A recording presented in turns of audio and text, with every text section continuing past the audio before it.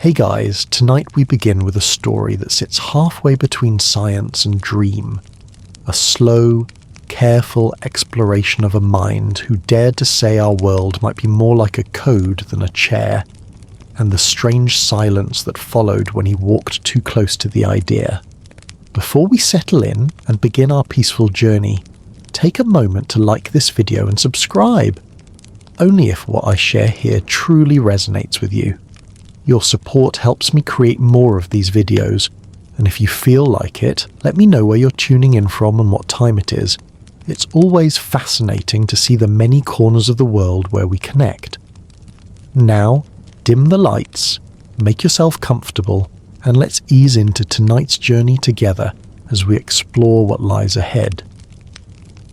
Chapter 1. The Man Who Listened to Reality. Imagine a quiet room at dusk. The light through the window is soft, a slow amber that seems to move like memory. A young boy sits at a bedside holding his mother's hand. Outside, life continues in ordinary sounds, a neighbour sweeping a distant radio. But inside the room, everything narrows to one slow breath. His mother's illness is a map he cannot read, and the questions that follow are not the kind that fit neatly into textbooks. They settle instead in the parts of him that will not rest. This is how we begin with Jacobo Grinberg, not with a headline or an experiment, but with the gentle human reason that sent him toward the lab: grief, curiosity, and a longing for answers. He was 12 when his mother died of a brain tumour. That loss became a quiet engine. As he grew, the engine took him to psychology, to neurophysiology, to the hum of instruments, and the patient rhythm of measurement. He became a scientist in the most human way, driven by the wish that suffering might be understood, then softened. In the calm years after the laboratory doors opened, Grinberg pursued his PhD, set up a research space, and listened to the brain. He listened to the rhythms of the mind, the slow waves of sleep, the faster spikes of attention, the tiny signals that tell us we are here. He was, at first, a conventional scientist, careful, methodical, patient. But the world is a wide place, and sometimes, as in our own quiet lives, what we need comes from a doorway we did not expect to open. One such door opened in 1975, a formal invitation, an afternoon at Los Pinos, the presidential residence, and an introduction by someone who moved easily between the spheres of power and culture. Margarita López Portillo, the president's sister and a well-known supporter of indigenous traditions, brought Grinberg to a woman who would in time change his view of what the brain might touch. Her name, in the soft telling of the town, was Doña Pachita. On paper, she was a cabaret singer, a lottery seller, ordinary roles in the streets and markets. But in certain circles she was known as a healer, a shaman of a kind that bent the edges of what the material world usually allowed. The accounts of Pachita are gentle and wild at once. People would come to her in desperation, blindness that defied diagnosis, long barrenness, bodies worn down by ailments that resist the steady logic of medicine. Pachita would perform what on the surface looked like ritual. She would hold an old knife, an heirloom they said, and the gestures she made were precise but not surgical. Patients left bandaged. Sometimes wounds seemed to exist only under wrappings, sometimes nothing visible at all remained. For those who believed, the relief was real. For those who observed, the phenomenon was confounding. Grinberg, trained to measure and verify, did not scoff outright. He kept a scientist's discipline and a child's capacity for wonder. He watched. He took notes. The details he recorded later, the gestures, the ambience, the changes that followed, were written with the same steady hand he used in the lab. But what he saw unmoored something he had not expected to question: the relationship between mind and world. From these observations grew a particular idea, a way to speak about the strange malleability he perceived. He began to think in terms of an informational framework, an idea that beneath phenomena there might be a structure made of information, a kind of matrix of possibilities that consciousness accessed and, at times, modified. He used language like matrix, informational field, and later, formational metrics, phrases meant to bridge the language of tradition and the language of measurement. To Grinberg, shamans like Pachita were people who had learned to shift their role, from observer of the world to a speaker of its code. It's worth pausing here, long and slow, to notice how this idea feels. Think of a pond at night. The surface is glassy. A stone, a thought, an intention, touches that surface and the ripples rearrange what appears there. In Grinberg's view, human consciousness might sometimes be that stone, and shamans had learned where and how to throw it. He did not stop at metaphor. Grinberg wanted testable threads, ways to bring the poetic into the laboratory. So he designed experiments that felt, for him, honest and simple. One of his approaches involved pairs of people who meditated together, attempting to tune in to one another. He placed electrodes on their scalps to record brainwaves, the electrical murmurs that accompany thoughts, emotions, and attention. After a period of focused meditation, he separated the pairs. One participant would remain in a quiet room. The other would be exposed to a sequence of lights and sounds, stimuli the first person could not directly perceive. What occurred in some cases was quietly striking. When the exposed subject received flashes or tones, traces of simultaneous responses appeared in the partner's recorded brainwaves, small echoes in the EEG that, in a fraction of trials, seemed correlated. Grinberg reported rates of simultaneous activity that were above what chance would predict. He read these results in the softest way he could, as evidence perhaps of a background connection among minds, an informational field that might briefly entangle two consciousnesses. Skeptics, of course, gathered at the edges. Science asks for replicability, for controls that rule out leakage or bias. Could both subjects have been exposed somehow? Could the signals be artifacts? Grinberg knew these criticisms. They pushed him outward, not away. He refined methods. He wrote. He argued gently that if minds are part of a wider informational network, then the brain is both a receiver and sometimes a writer. While the academic world wrangled, other currents found him. In quiet offices far from Mexico City, intelligence agencies were experimenting with related ideas. The Cold War era, with its anxious search for advantage, created strange bedfellows, researchers of perception, military experimenters, and the curious minds in between. Projects sought to test remote viewing and the possibility that human attention could access distant events. Grinberg's work entered that context, not as a headline, but as a paper in a file, a name in a dossier. For him, the interest of state actors was a strange echo of public skepticism. People both feared and desired the capacities he explored. Back home, Jacobo wrote. He produced a large body of work that blended observation, theory, and a kind of gentle anthropology of the mind. One of his major undertakings, a multi-volume study of Mexican shamans, read like field notes and a laboratory logbook stitched together. He brought the methods of psychology to bear on rituals and translated folk accounts into experiments and diagrams. To many, the result was provocative. A scientist who refused to dismiss tradition because it did not fit the mainstream model. As the chapters of his life unfolded, the story grew both quieter and stranger. He proposed a model, sometimes called the curic or formational theory in his notes, where reality, at a deep level, resembled information waiting for an observer to bring it forth. This was not the Hollywood idea at all, not clumsy or violent. It was a careful proposal in which observers participate in the unfolding of phenomena by the way they attend, by the states of consciousness they occupy.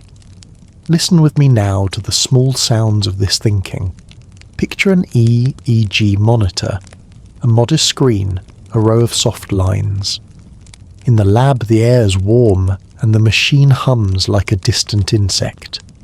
The pair of meditators breathe slowly, in time with one another.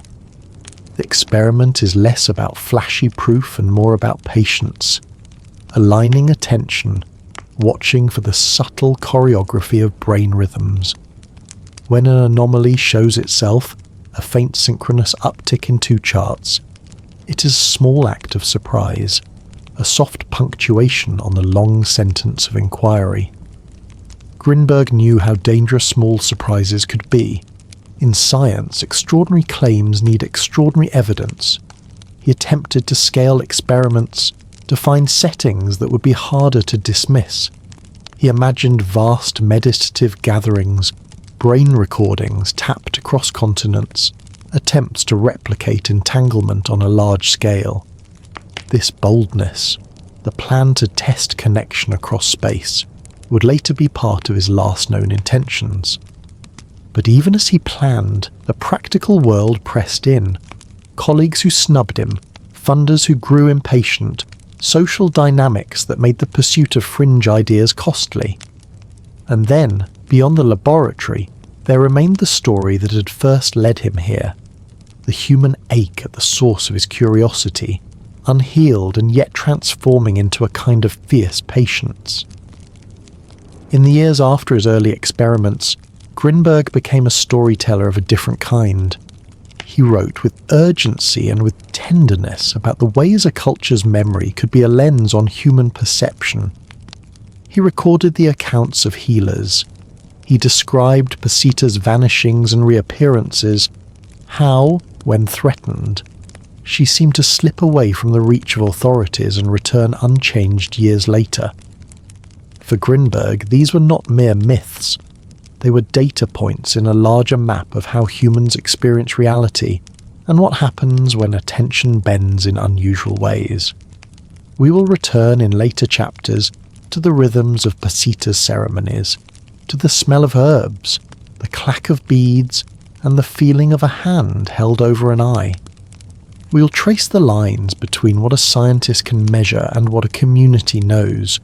For now, let us rest in the slow fact that a scientist was moved by what he saw to ask deeper questions, and that those questions led him toward an idea that would turn many heads and trouble some hearts.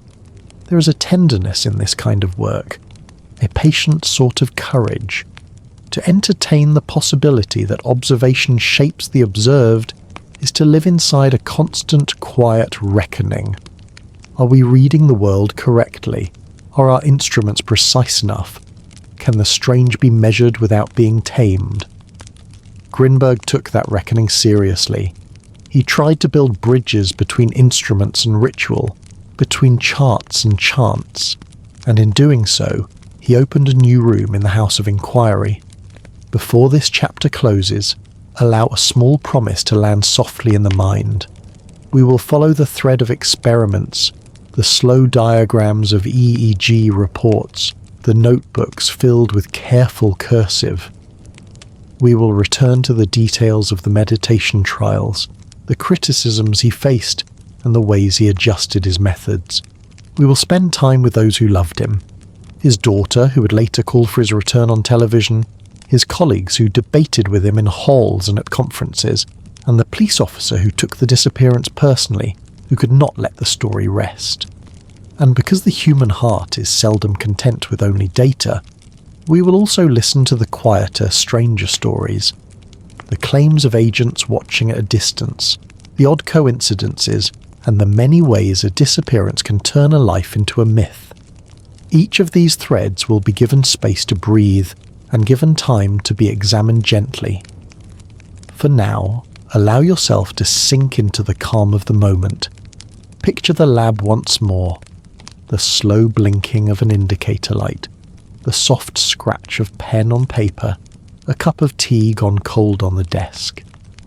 Let the image sit at the edge of sleep like an ember that will be fanned delicately in the chapters to come. In the next part of our journey, we will open the notebook labelled Pachita and move slowly through the descriptions Grinberg recorded. The rituals, the instruments, the reactions. We will listen to the stories that shaped his hypothesis and ask in a slow, compassionate way what it means to argue that consciousness participates in the fabric of reality. Now we move slowly into Chapter 2, a quiet, close study of the people and practices that nudge Jacobo Grinberg into thinking differently. Tonight we sit with the healer he watched, and the methods he read like a scientist reads a score. We listen to ritual, to measurement, and to the thin line where belief and observation touch. Picture a small room with warm plastered walls. A single lamp throws a pool of light across a wooden table. There is the faint, steady scent of copal or anise, something herbal and familiar. People come in the way one approaches a lighthouse, gently, with a care for what might be revealed. They come with hope, with grief, with bodies that have tried everything else. They come to Doña Pachita. Doña Pachita's work was low-tech and high drama all at once.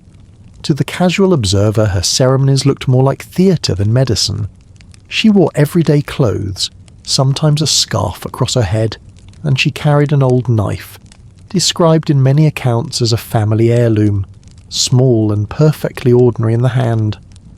What made her sessions uncanny was not the shine of a blade, but the ritual choreography, the placement of hands, the cadence of words, and the careful wrapping of bandages after an intervention that, on the surface, left no visible wound.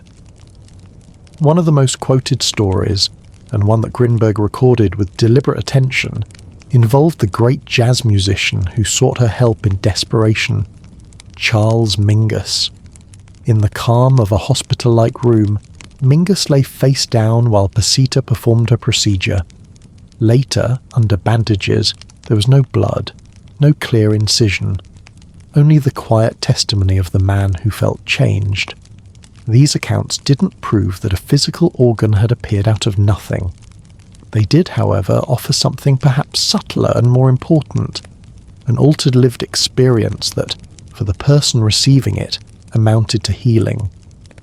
Grinberg approached these scenes like an ethnographer and an experimentalist.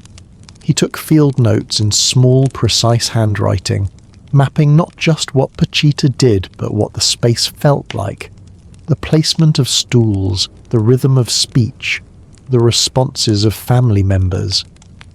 He recorded the cadence of the ceremony as if transcribing a language, a ritual syntax that the healer and her followers used to coordinate shared expectation. From this attentive practice, Grinberg formed two kinds of observations. The first was social and psychological. Rituals regulate attention and expectation. When a community believes that a certain gesture or phrase has healing power, that belief is not a lie. It exerts real effects on perception, on pain thresholds, on hormone levels, and on immune responses. Modern psychology knows in many circumstances that expectation changes outcomes. Placebo effects are not false miracles. They are demonstrable physiological changes linked to belief and context. The second observation, the one that startled Grinberg more, was phenomenological. In certain moments, the world behaved as though attention itself were a causal factor. That is, something about the focused, shared attention of participants produced shifts that were not easily reduced to simple expectancy. He recorded moments in which witnesses described seeing tissue, organs, or movement where none had been before. Accounts that were internally consistent among multiple observers, yet resisted straightforward physical explanation. To bridge these observations, Grinberg turned to an idea that married anthropology and information theory. he proposed that certain altered states of consciousness, the kinds induced by deep ritual, meditation, or focused intent, change the brain's role in relation to the world. Normally, the brain acts as a reader of incoming sensory data. In these special states, he suggested, it might temporarily act as a writer, contributing to the unfolding of experience rather than only recording it. This is the heart of his curic or formational idea. Consciousness participates in the shaping of the observed world. It is important, calmly and clearly, to separate metaphor from claim. Saying that attention can shape perception is well within the realm of psychology. Saying that attention can produce new physical matter, that organs appear where none were before, moves us into a different category that requires extraordinary evidence. Grinberg tried to produce that evidence. His experiments were modest at first and then bolder. The paired meditator EEG studies are the most often cited. 2 participants would meditate together, building a mental link through shared imagery or intention. Electrodes recorded each brain's electrical rhythms. After a period of joint meditation, the participants were taken to separate rooms. One would experience controlled audio-visual stimuli. The other would be shielded. Grinberg reported cases where the shielded partner's EEG showed responses closely aligned in time with the stimuli the other person received. Correlations that, he argued, could not be explained by sensory leakage alone. A careful scientist's mind asks, how strong were these correlations?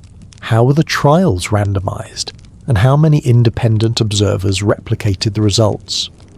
Critics pointed to possible confounds, unnoticed cues, insufficient blinding, statistical errors. Grinberg knew these criticisms and tried to design cleaner studies.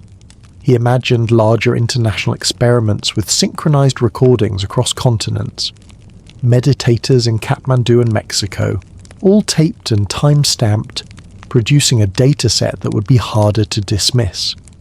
He never completed that large-scale experiment. The reasons are part practical, funding, logistics, and part ominous, as we will later explore.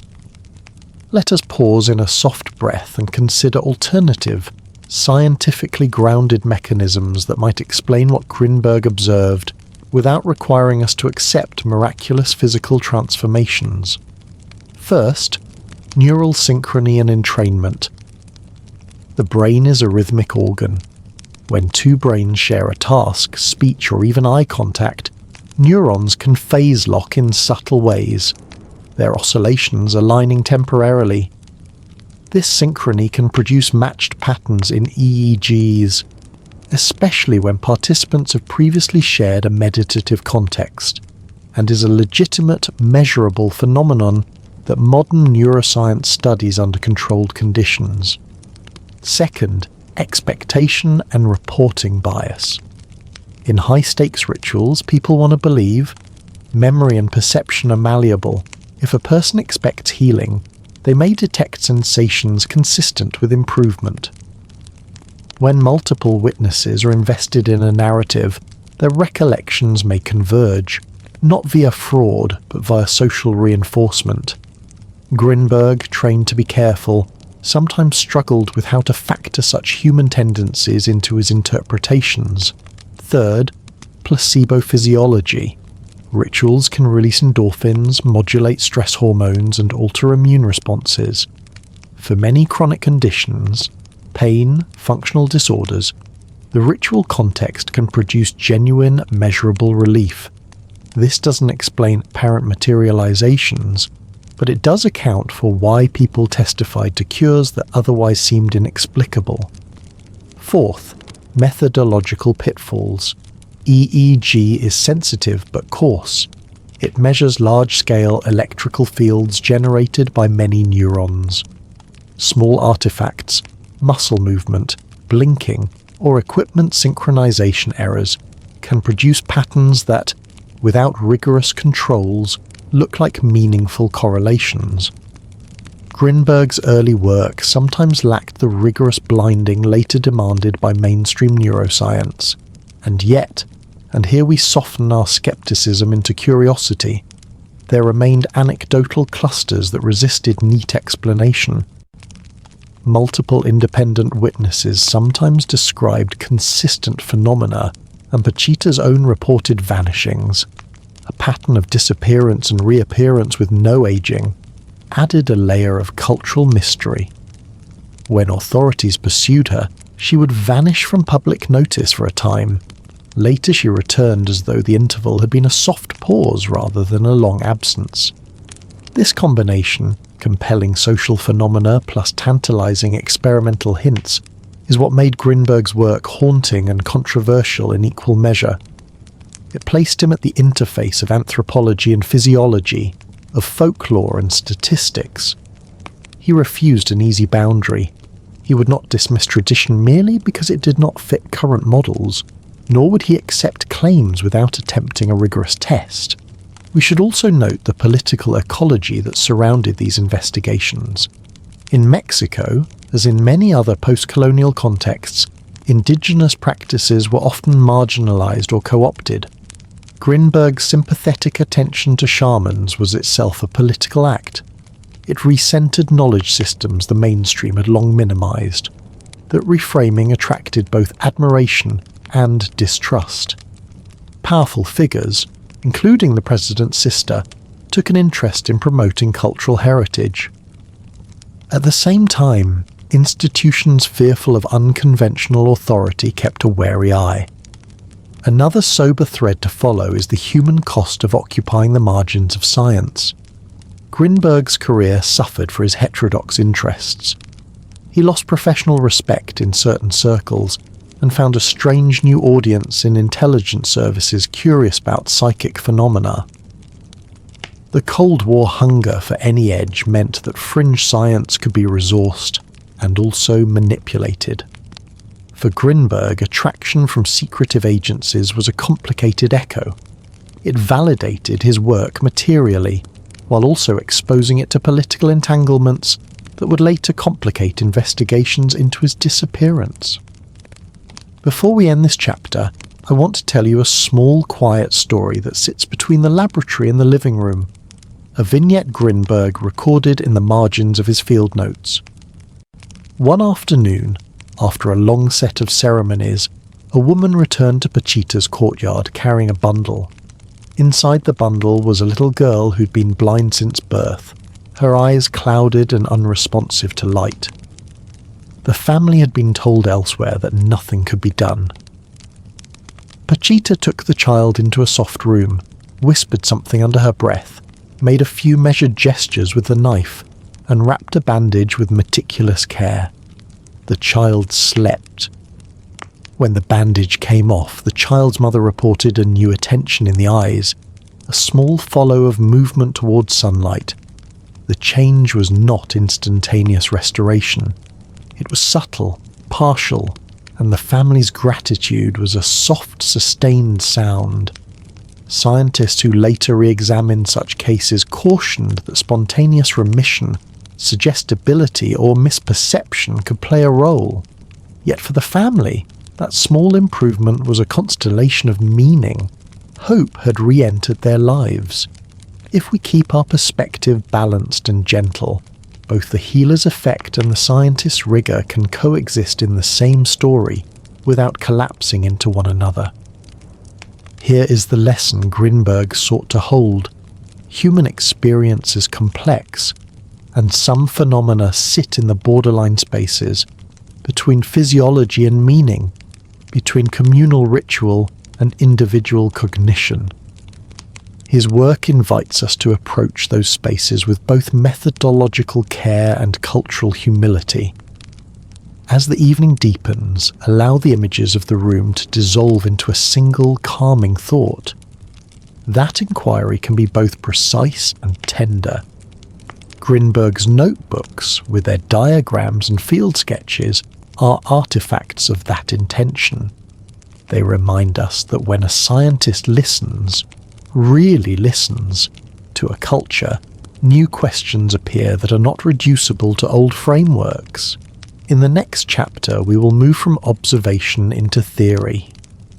We will explore Grinberg's Curic model in greater detail, what he meant by an informational or formational matrix, how he translated shamanic practice into scientific language, and how his theoretical architecture attempted to explain the most puzzling of phenomena.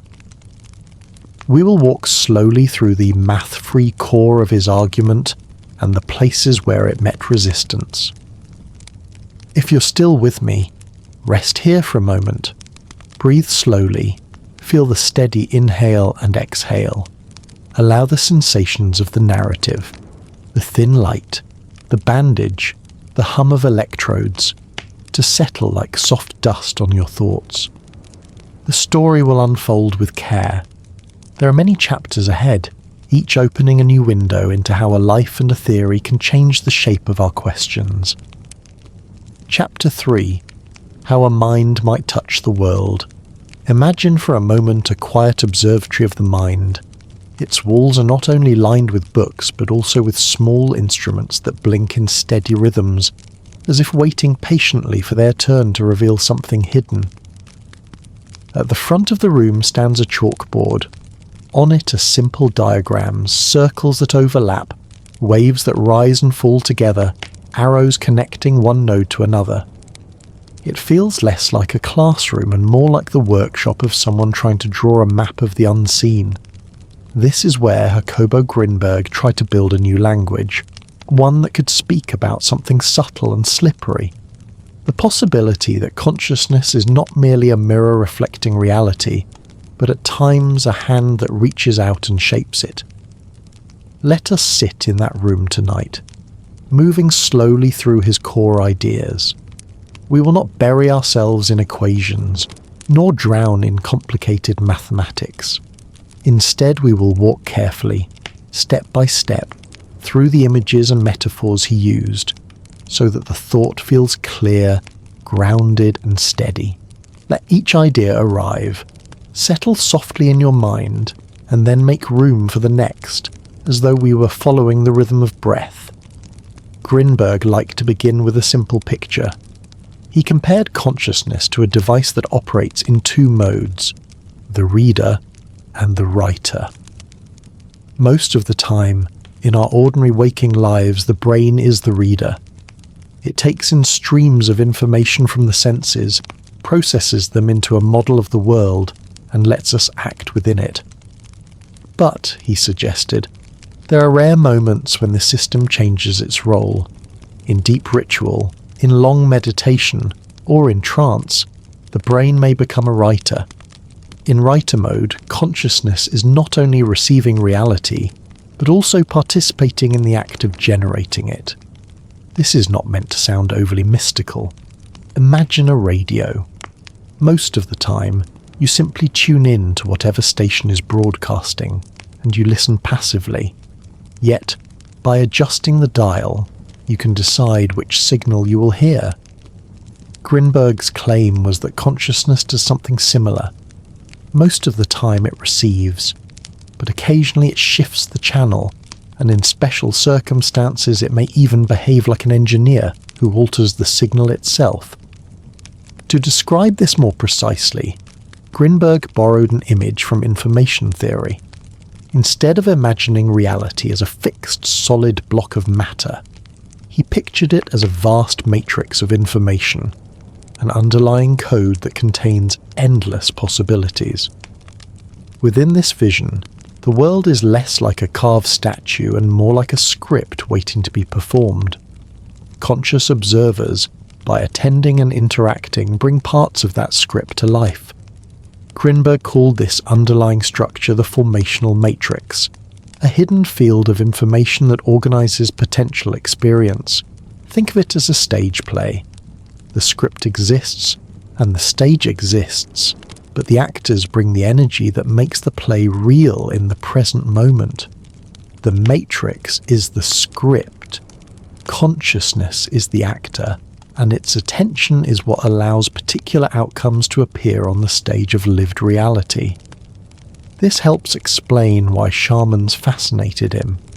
Across many cultures, shamans are described as people who can slip into altered states, shift perception, and sometimes influence the world around them. Grinberg hypothesized that their rituals, steady rhythms, symbolic gestures, focused concentration, were practical techniques for moving from reader mode to writer mode.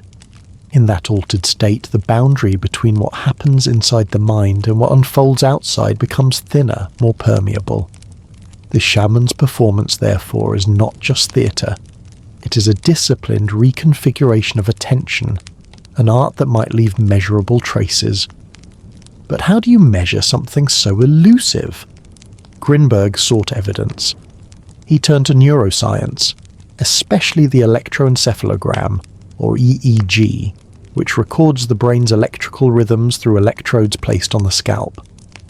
These rhythms form recognizable bands: slow delta waves, drowsy theta, calm alpha, quick beta, and rapid gamma, often linked to attention and integration. EEG does not reveal single neurons. It shows large-scale patterns across the brain. When two people display similar EEG rhythms at the same time, it suggests they are in a comparable brain state. And if such synchrony arises without sensory contact, it is worth asking whether something more unusual is happening. In his paired meditator experiments, Grinberg tested this directly. Two people would meditate together, aligning their imagery and intentions. Then they were separated. One participant was exposed to sudden flashes of light or bursts of sound, while the other sat in silence, shielded from any awareness of those stimuli. In some of these trials, Grinberg observed correlations, brief changes in the shielded person's EEG that lined up with the stimuli given to the partner. He interpreted these as signs of an informational link, faint but real, suggesting that two minds could remain entangled across space. His vision did not stop there. He imagined vast experiments spanning continents. Picture meditators in Mexico and Kathmandu, each connected to synchronized EEG machines, each following the same ritual protocol at the same global time. If simultaneous brain events appeared in both groups more often than chance would allow, it would be a harder result to dismiss, evidence less vulnerable to claims of coincidence or laboratory error. Of course, bold claims invite sharp criticism. Scientists questioned his methods, as they should. EEG is delicate, prone to contamination from muscle twitches, eye blinks, or background electrical noise. Results need replication across different labs to be trusted. Small samples can exaggerate patterns, and psychological factors, such as shared expectations or synchronized breathing, can also create apparent correlations. Grinberg acknowledged these concerns. Rather than dismiss them, he refined his methods, tightened his protocols, and called for broader collaborations. He wanted international experiments with pre-registered standards, audited data sets, and cleaner designs. For him, the challenge was not an obstacle but an invitation to do better science. His ideas also echoed certain philosophical currents. The physicist John Wheeler once suggested that the universe is not a fixed story, but a participatory one, where observation itself plays a role in shaping events. Grinberg's theory resonated with that spirit. But while physics speaks of quantum particles under controlled measurement, Grinberg spoke of human attention, ritual, and culture as forces that could shape lived experience. They were not the same claim, but they touched at a common point: observation matters. To imagine what convincing evidence might look like, Grinberg proposed a simple thought experiment. Picture two laboratories, carefully sealed and shielded, each with experienced meditators. An independent auditor controls the timing of stimuli so no one inside knows when they will occur. Both labs record EEG with modern precision, and the data are stored openly. if, across many repetitions, the shielded group's EEG consistently shows time-locked responses that match the stimuli of the other group, and if this finding replicates in independent labs, then even skeptics would be forced to pause. Such experiments were never fully realized in his lifetime, but the very outline of them shows the seriousness of his vision. Yet the work carried costs. Grinberg's ideas placed him on the margins of mainstream science. Some colleagues grew wary, while others, including certain intelligence agencies, grew intensely interested. That kind of attention came with its own dangers: secrecy, manipulation, and ethical shadows. Grinberg himself worried about misuse. If attention truly shapes experience, who should wield it? What happens if such methods are weaponized? These were not idle questions, but real concerns that haunted his later writings. Still, even without irrefutable proof, his research left behind small but lasting contributions. He showed that intentionality and shared focus can create measurable synchrony between brains. He encouraged scientists to respect indigenous practices, to study them with seriousness rather than dismiss them outright. He developed experimental designs that, with today's technology and larger samples, could still be revisited with greater rigor. And yet the mysteries remained. Stories of healers, of patients claiming impossible recoveries, of witnesses who swore to events that defied physics. All of these lingered at the edge of the data.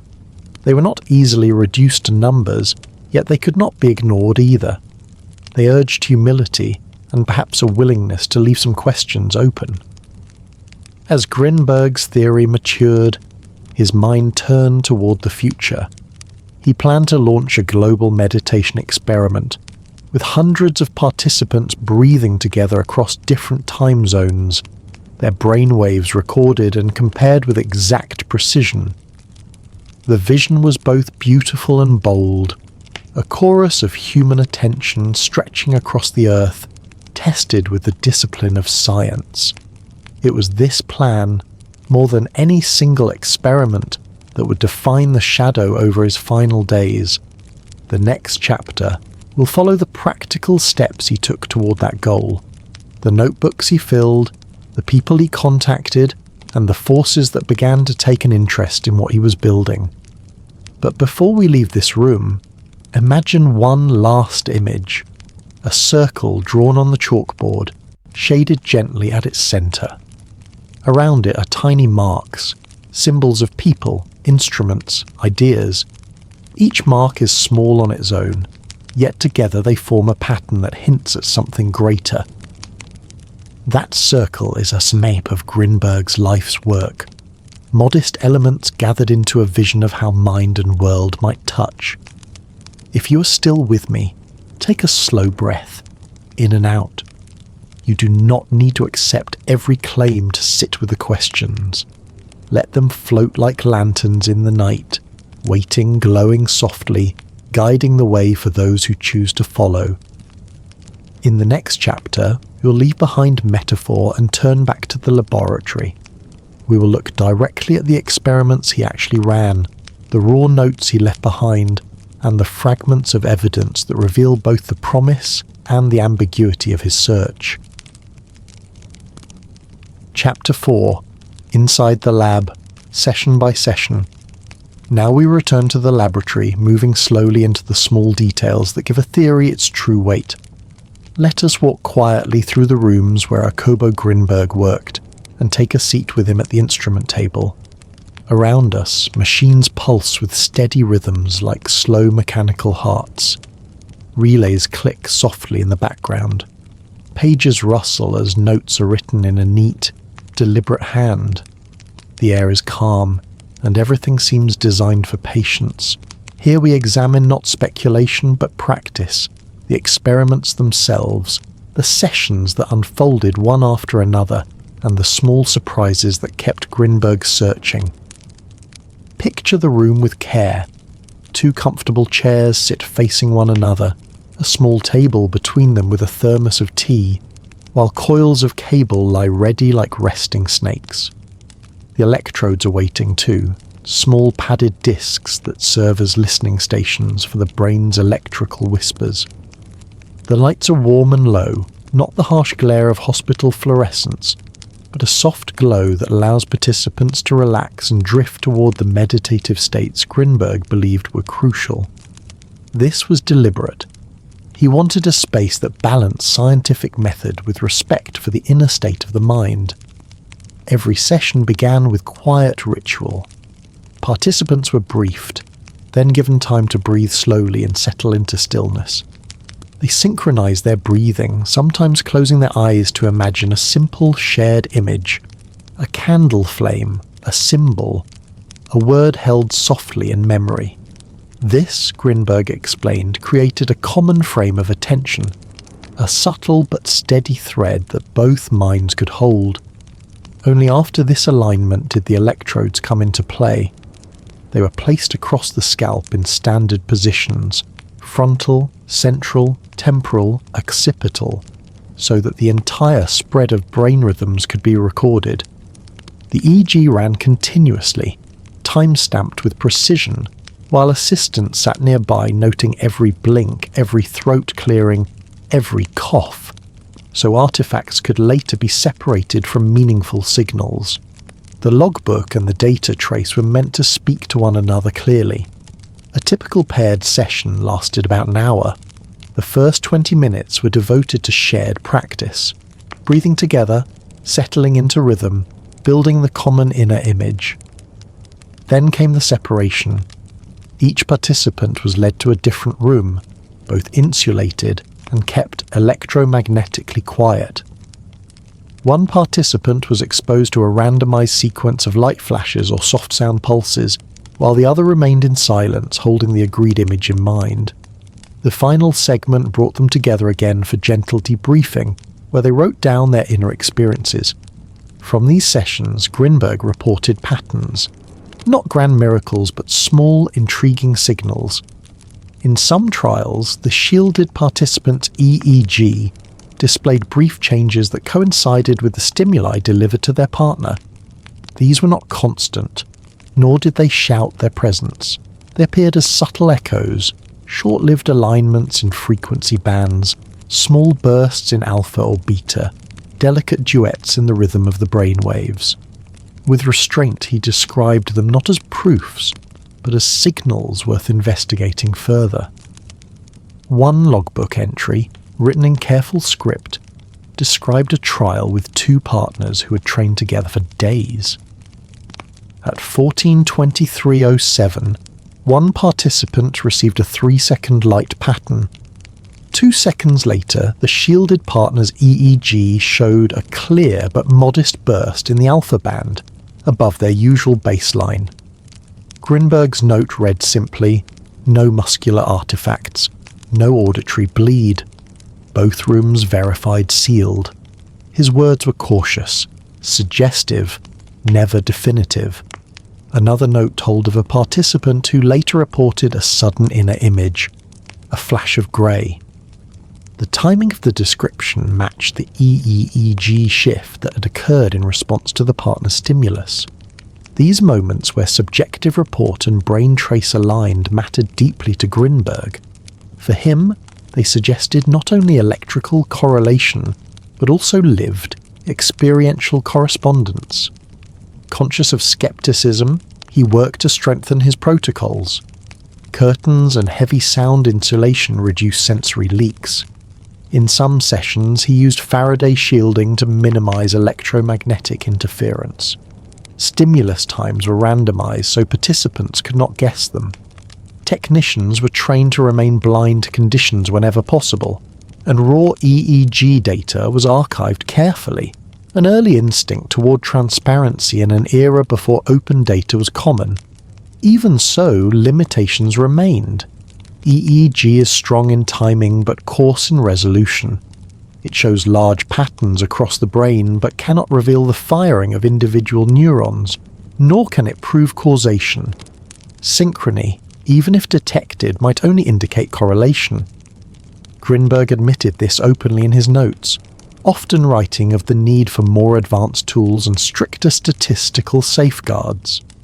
When you sit with his logs, a rhythm emerges.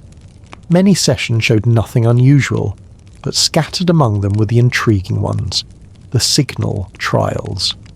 He estimated that a minority of experiments produced correlations that seemed to exceed chance.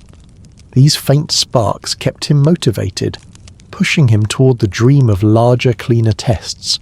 Small hints in the lab, he felt, deserved to be planted in broader ground. His notebooks also reveal the human side of the science. He recorded when a participant laughed nervously, or when another grew emotional during debrief, recalling a personal memory that surfaced during meditation. He noted when fatigue dulled performance, when stress or distraction interfered.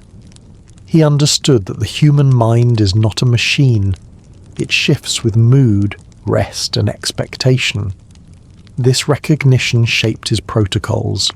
Rest was emphasized, selection of participants became thoughtful, and training was patient. Perhaps most honourable of all, Grinberg documented his failures.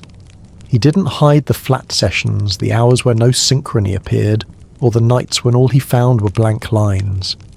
He preserved them, understanding that a true science includes silence alongside signal. Those null results humbled him, sharpened his methods, and kept the work honest. Some colleagues tried to replicate his methods. Their results varied.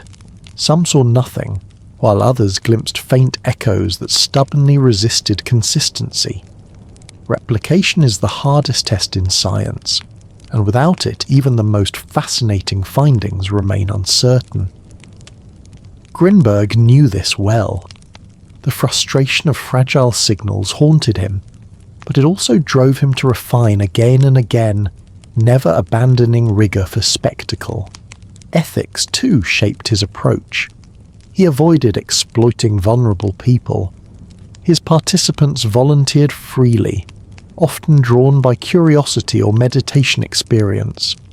He was cautious about public claims, worrying that exaggeration could harm communities or lead to misplaced hopes.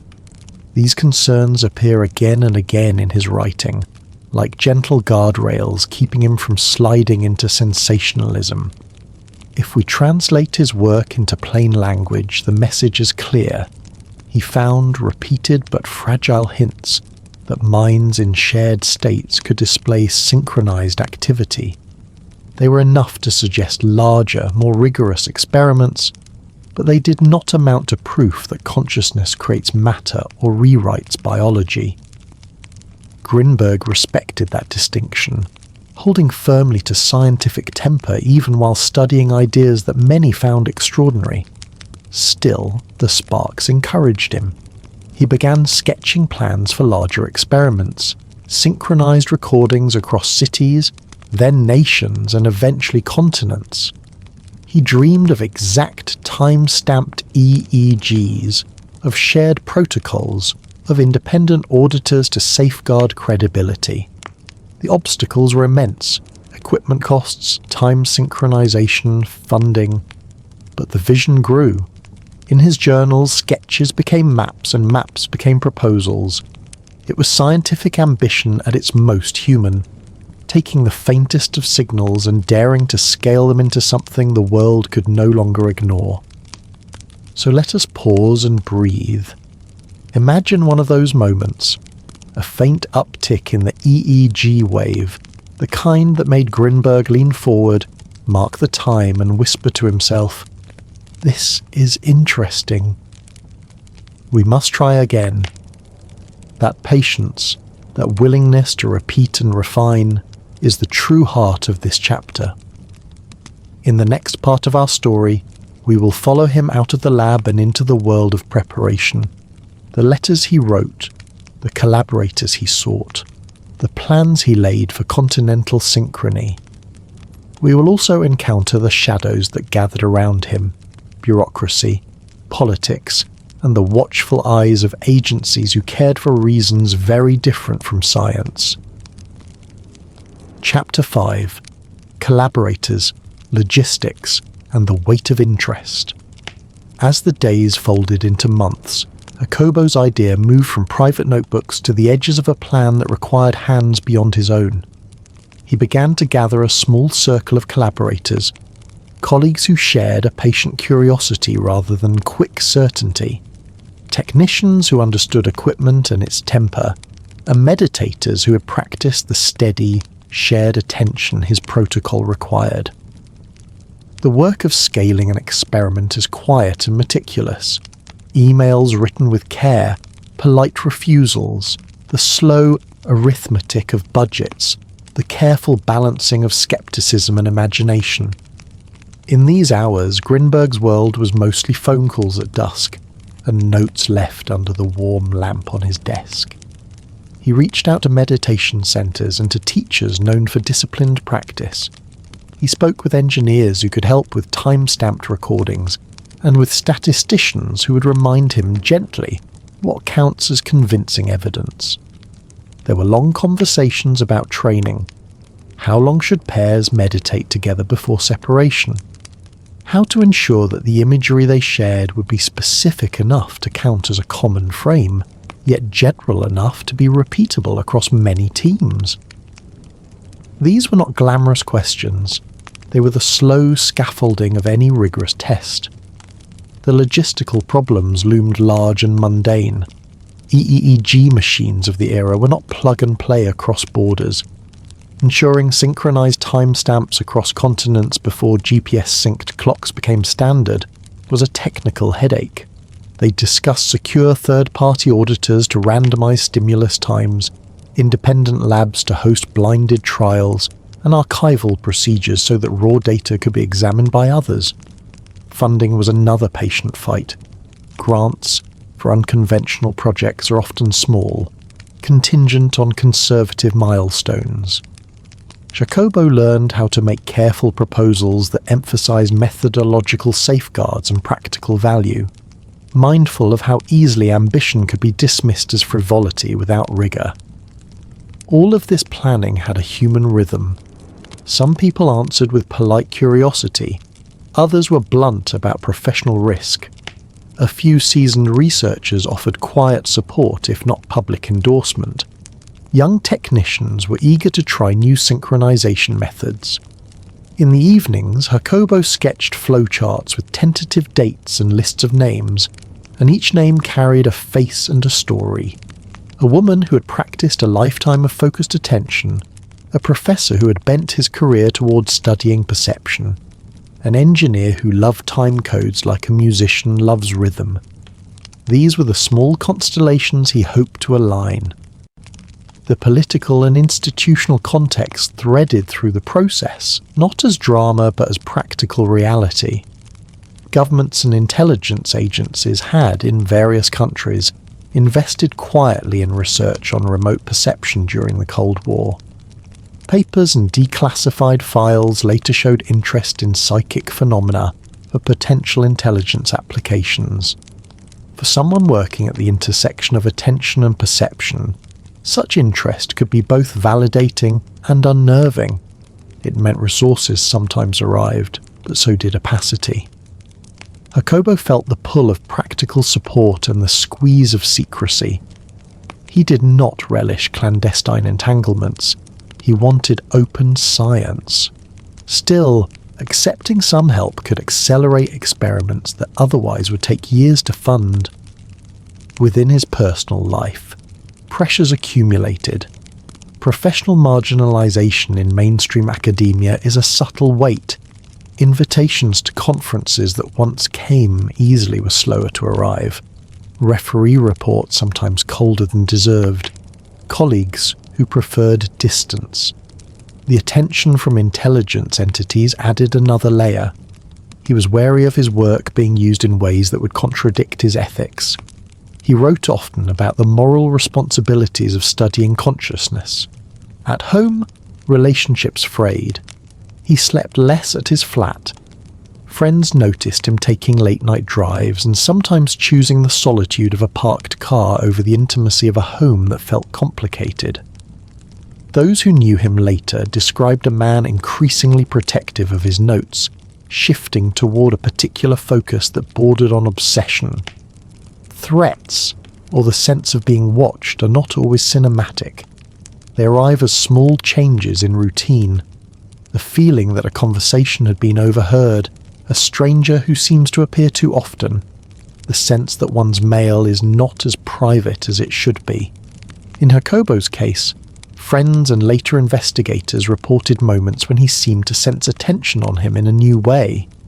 He mentioned being followed, not in a frantic tone, but in the tired voice of someone cataloguing oddities. A few witnesses would later recall men in suits near places he frequented. Whether they were protectors, agents of interest, or mere coincidence, these details added an uneasy texture to the final months of planning. Domestic tensions added to the strain. His marriage was frayed. Arguments about attention, privacy, and trust began to feature in his private notes.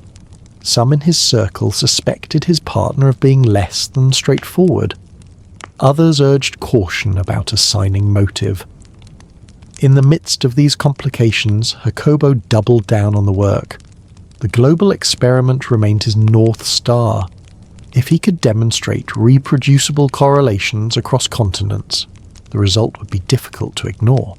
To prepare practically, he started small and methodical. He travelled to cities where collaborators were most receptive, testing synchronization methods between labs in the same time zone before attempting the far-reaching plan. He refined protocols for participant selection, insisting on meditation experience and clear informed consent. He created training manuals for technicians to reduce the chance of equipment error. He held mock sessions where timings were randomized and where independent observers watched the process, noting that the presence of an observer changes the character of any experiment. A paradox he acknowledged in his writings. Alongside these sober efforts, rumours and myths grew in the public imagination. Reports of intriguing cures at the hands of Doña Pachita, her disappearances when authorities pressured her, and the stories of patients whose lives seemed transformed contributed to a cultural fabric where Jacobo's ideas made sense to some and implausible to others.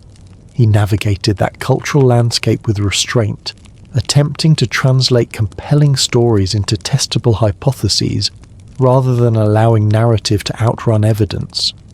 As the plan grew, so did the number of hands involved.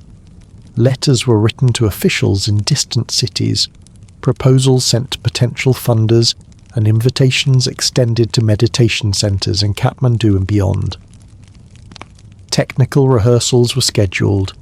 Equipment lists were checked twice. The project's ambition inspired generosity from some quarters, donated equipment, volunteered time from technicians, and invitations from centres willing to host pilot sessions. At the same time, progress was slow. International shipping of delicate gear, bureaucratic paperwork for cross-border experiments, and the simple human need to coordinate calendars across time zones all conspired to delay the full-scale test. The emotional tone of this phase was not frantic, but persistent.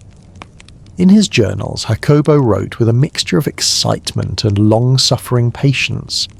He described late nights drafting protocols and early mornings fielding calls from collaborators, the repetition of small tasks, calibrating devices, confirming training dates, double-checking randomization scripts, became a form of disciplined meditation itself. The work required him to be both a theorist and an organizer, a thinker and a project manager. Then came the personal choices that widened the mystery for those who later looked back. He began to travel more alone. He slept in his car at times, a fact that worried friends and family. He spoke of going to Kathmandu as if the trip were a necessary, perhaps even sacred final test. In private conversations, he sometimes hinted that the international experiment would be the hinge on which his theory turned from provocative suggestion to substantial evidence. The tone of those remarks was not boastful, it was resolute. As plans accumulated, small conflicts and odd events added pressure. One of his collaborators reported being warned informally to avoid speaking publicly about certain aspects of the work. Another received an unexpected phone call from an official who expressed interest in the project's potential uses, not as a curiosity but as an instrument. These conversations altered the emotional landscape. Some collaborators retreated, others continued quietly, and Jacobo pressed ahead with a mixture of pragmatism and stubbornness. Finally, the practical preparations reached a point where departure seemed imminent. Tickets, equipment boxes with serial numbers and fragile labels, lists of time-synced protocols. These were the outward signs that the long dream of a coordinated experiment was about to become action. The evening before his planned trip, he made a few last calls, wrote a note to a close friend about timing, and placed his notebooks in a bag. People who would later comb through his last days would find traces of this ordinary diligence, itineraries, a few hurried messages, and a sense that the plan was no longer an idle sketch, but a movement toward realization. And then, in the hush after that busy preparation, the space opened for the final, startling silence. It is in that space, between the practical steps he took to bring many people together and the day he vanished, that the narrative grows heavy with questions. Was the experiment interrupted by forces he could not control? Was the timing of his disappearance coincidental with the complexity of international arrangements? Did personal tensions play a decisive role? Or did the interest of outside agencies, for reasons practical or secretive, make his presence problematic? We will move gently, in the next chapter, into the final weeks, the very last communications, the small signs friends noticed, the reports of being followed, and the moment when his family realized he had not returned. We will do so with care, remembering the difference between conjecture and fact, and giving space to both the human tenderness of those who loved him and the cold mechanics of an investigation that would follow. For now, breathe slowly and feel the faint weight of preparation, the packing of cables, the careful sealing of data boxes, the patience of nights spent coordinating people across oceans. These are the ordinary acts that make extraordinary projects possible. They're also sometimes the last visible footprints before a life's trajectory takes an unexpected turn. Chapter 6. The Vanishing. Last days, the search, and the quiet work of investigation. The last visible days of Jacobo's life unfold like a sequence of small motions that, when gathered together, begin to form a pattern that is at once ordinary and disquieting. In the weeks before he vanished, he moved through his careful routines, calibrating equipment, confirming time codes, writing protocols, making phone calls across time zones. But the texture of those days had a different feel than earlier experiments. There was an urgency that was not showy. It lived in the tightening of schedules, the repeated checking of itineraries, and the way he sometimes chose the solitude of his car to sleep, rather than the uncertainty of home. These are human details that matter, a man bent toward a long scientific task, growing wary of domestic friction, protective of notebooks that meant so much to him. On December 8th, 1994, the ordinary cadence stopped. At first, no one rushed to declare alarm. He had been a private man who travelled and who sometimes went quiet for days. After 4 days, however, concern sharpened into action. Family members expected him at a birthday gathering that did not happen. Calls went unanswered. The sense that something was wrong grew. A missing person report was filed, and the public record of small, meticulous steps became official. Police logs, interviews, the slow administrative machinery that begins when a person cannot be found. The early investigation moved at first with the uncertainty of not knowing where to look. Jacobo had written of a planned trip to Kathmandu in private conversations, and that suggested he might be abroad. Family and police checked airports and travel records. The first clear fact that pushed the case toward a narrower field was the passport audit. There was no record of him leaving Mexico. If he had not crossed an international border by plane, then either he had left by other means, an unlikely possibility given checks at road crossings, or he remained somewhere within the country. This narrowed the search and for a time reframed what had been a global worry into a local mystery. When investigators broadened their inquiry, domestic witnesses became crucial. There were calls from people claiming sightings, and at first these brought the family a fragile hope. Many of the tips crumbled under scrutiny. Memory is a soft thing, and mistaken identification is common when a missing person's face is plastered on the news. Yet one sighting stood out as oddly specific. A woman walking her dog near Boulder, Colorado, later told police she had seen a man resembling Jacobo, apparently followed by two men in suits. She knew his face, she said, from an article in Scientific American. Her description included details that made investigators sit up. The man walked calmly and did not appear to be evading the followers. He seemed now to be aware of them and to accept their presence. Officer Clemente Padilla, the investigator who later described this case as the one he never solved, followed this thread. Padilla used his connections to query international intelligence channels, and the trail brought him to an unexpected place. A contact with a US intelligence officer identified the two men the witness had seen. Rick Howard and Marina Velasco, names that to that agent were not strangers. For Padilla, the implication was terrible and fascinating. If true, it suggested a level of surveillance or involvement that ran beyond local concerns. He pressed for cooperation between agencies, for formal channels of inquiry that could confirm whether foreign operatives had been near or around Jacobo during the days before his disappearance. The reply from the Mexican authorities, however, was not what a dogged investigator might hope for. Padilla found himself removed from the case by his superiors, an unexpected administrative action that chilled the momentum of the search. Reasons offered were bureaucratic. Grievances and hearsay followed. The effect, whatever the motive, was that a promising investigative thread was severed. The case file, later complainants would say, went cold in official hands. Key documents and lines of inquiry were allowed to fade. Grinberg's family pressed on, broadcasting pleas on television and offering rewards. His daughter Astucia, with a measured desperation, appeared on American broadcast to appeal for help.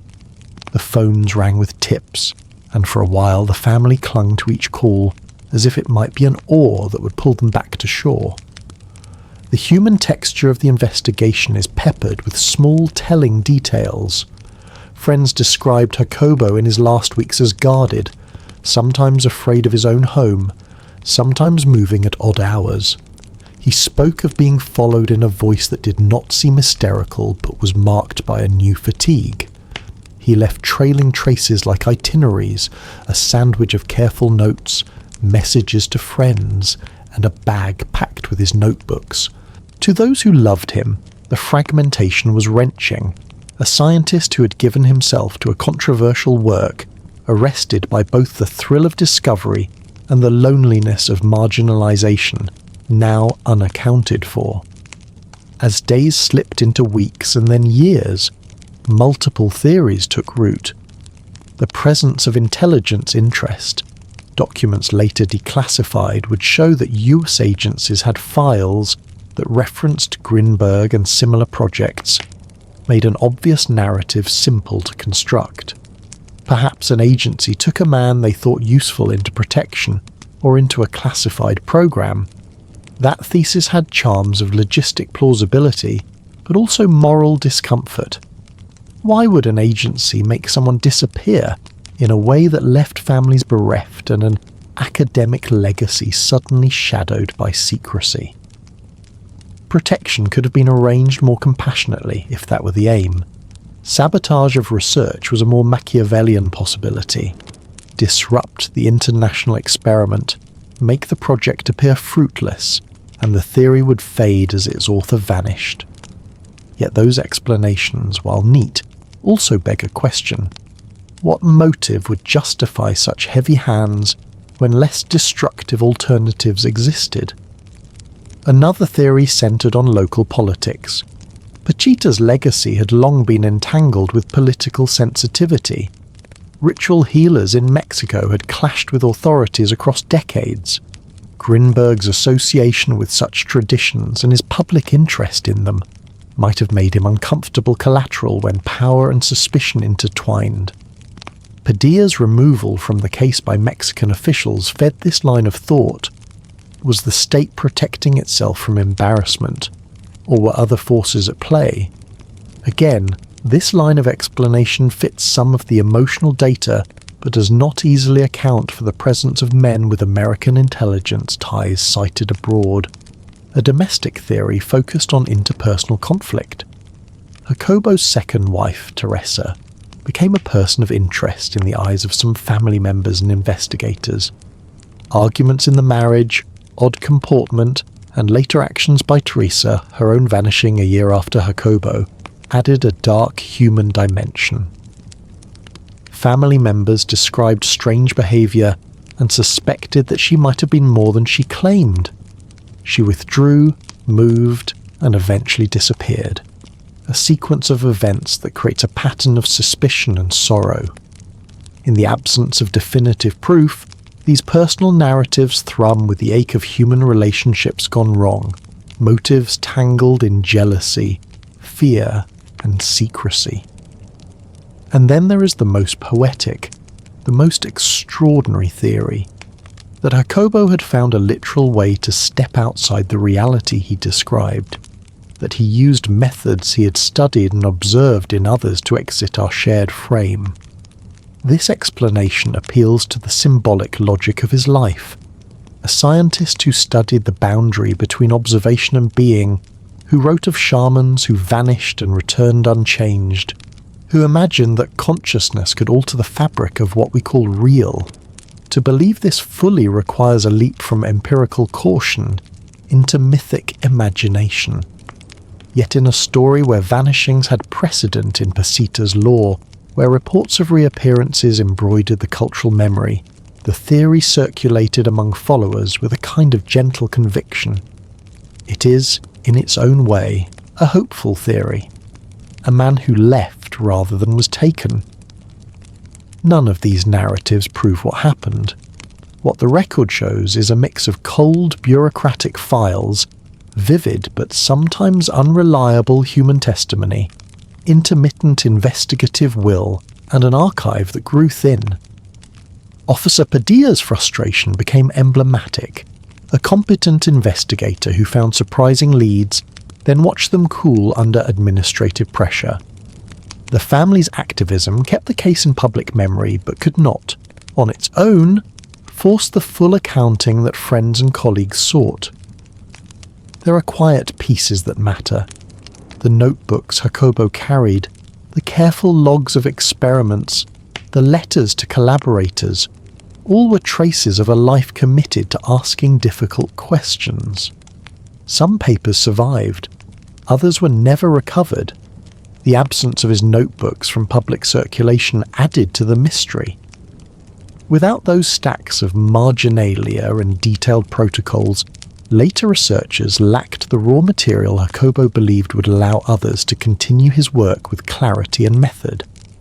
As the investigation moved through the years, the disappearance became part of a larger cultural story, about scientists marginalized for asking strange questions, about the human hunger for answers that straddled disciplines, and about the practical consequences of attention from state actors in an era when secret programs were eager for unconventional leads.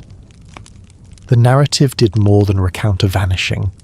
It suggested how the life of one person could illuminate the tensions between curiosity and power. We will explore these theories in coming chapters with patient care. We will examine the declassified files that mention his name, the accounts of those who claim to have seen him, the peculiar administrative decisions that stalled certain lines of inquiry, and the later vanishing of Teresa. We will trace what was found and what was not, taking time to weigh motive, method, and the limits of available evidence. For now, let the quiet quality of this chapter settle, the last weeks of a life that had been devoted to listening to the mind, the frantic calls of a family that searched for him, and the slow, often imperfect machinery of an investigation that met bureaucratic resistance.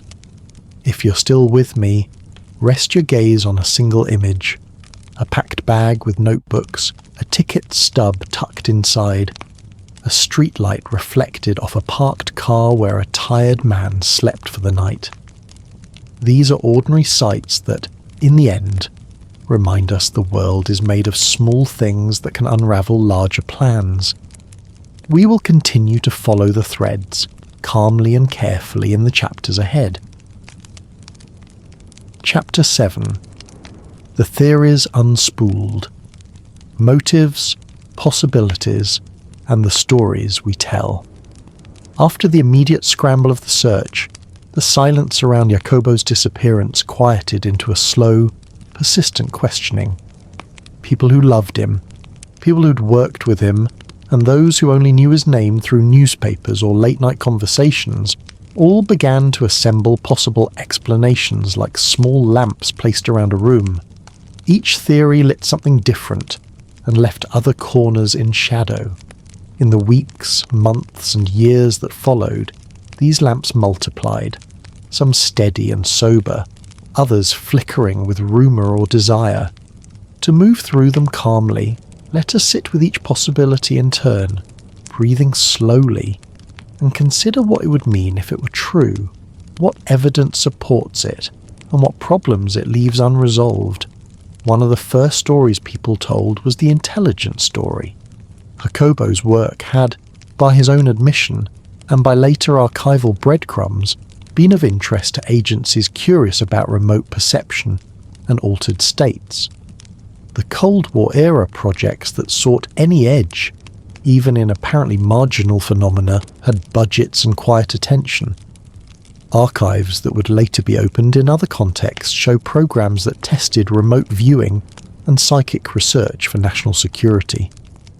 In that climate, it is not hard to imagine that researchers working on the edges of perception might find themselves on the radar of people who thought about practical applications as much as theory. For some, the idea that an intelligence agency might have intervened in Jacobo's life to control his work, recruit him, or even make him disappear is a tidy narrative. It explains secrecy, sudden silence, and the air of official obfuscation that followed Officer Padilla's removal from the case. But tidy narratives ask for evidence, and evidence in this instance is brittle. The most compelling detail in this lane was the reported sighting in Boulder, Colorado.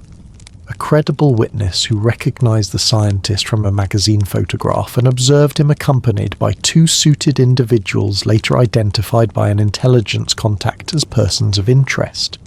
If true, the sighting would be a strong pointer towards some institutional involvement that crossed borders. Yet the next step, a fully documented, publicly verifiable chain of custody showing who met him, when, and where, did not solidify. Padilla's inability to keep his fingertips on the thread because of administrative removal left the lead dangling. The result was a theory that felt plausible to many but could not be proven without those missing links. Another lamp in the room was political motive closer to home. Grinberg's interest in shamans and in a Mexican cultural heritage that authorities had sometimes reshaped or suppressed placed him within a political terrain that was complicated. Pachita's own run-ins with law enforcement, times when she vanished and later reappeared, unaged and unbowed, created a background in which state actors had historically acted against perceived threats to social order. If local political forces mistrusted the spread of non-institutional authority, then Grinberg's visibility and his public championing of traditional practices might have been uncomfortable for officials who preferred cultural narratives that supported state control. The administrative friction that sidelined diligent investigators like Padilla fed this suspicion. Was the Mexican bureaucracy protecting itself, or were other concerns at play? The trouble with this explanation is similar to the trouble with the intelligence one. It fits the tenor of certain facts but lacks the smoking gun. It points to motive but not to a clear chain of action. A quieter, more domestic lamp focused on interpersonal dynamics. Family narratives and some investigators turn their attention to Jacobo's personal life. Tensions in his marriage, allegations of emotional abuse, and strange behaviours by his second wife, Teresa. Personal betrayal is the most human of all motives, and it is sadly common in missing person cases. The oddities surrounding Teresa, inconsistent statements, movements that didn't line up with declared plans, and her own later disappearance, fed the rumour mill. For some relatives and acquaintances, the simplest explanation was the most plausible, that the vanishing had something to do with private conflict that tragically escalated. For others, the idea of a spouse as a perpetrator felt too raw to accept without stronger proof.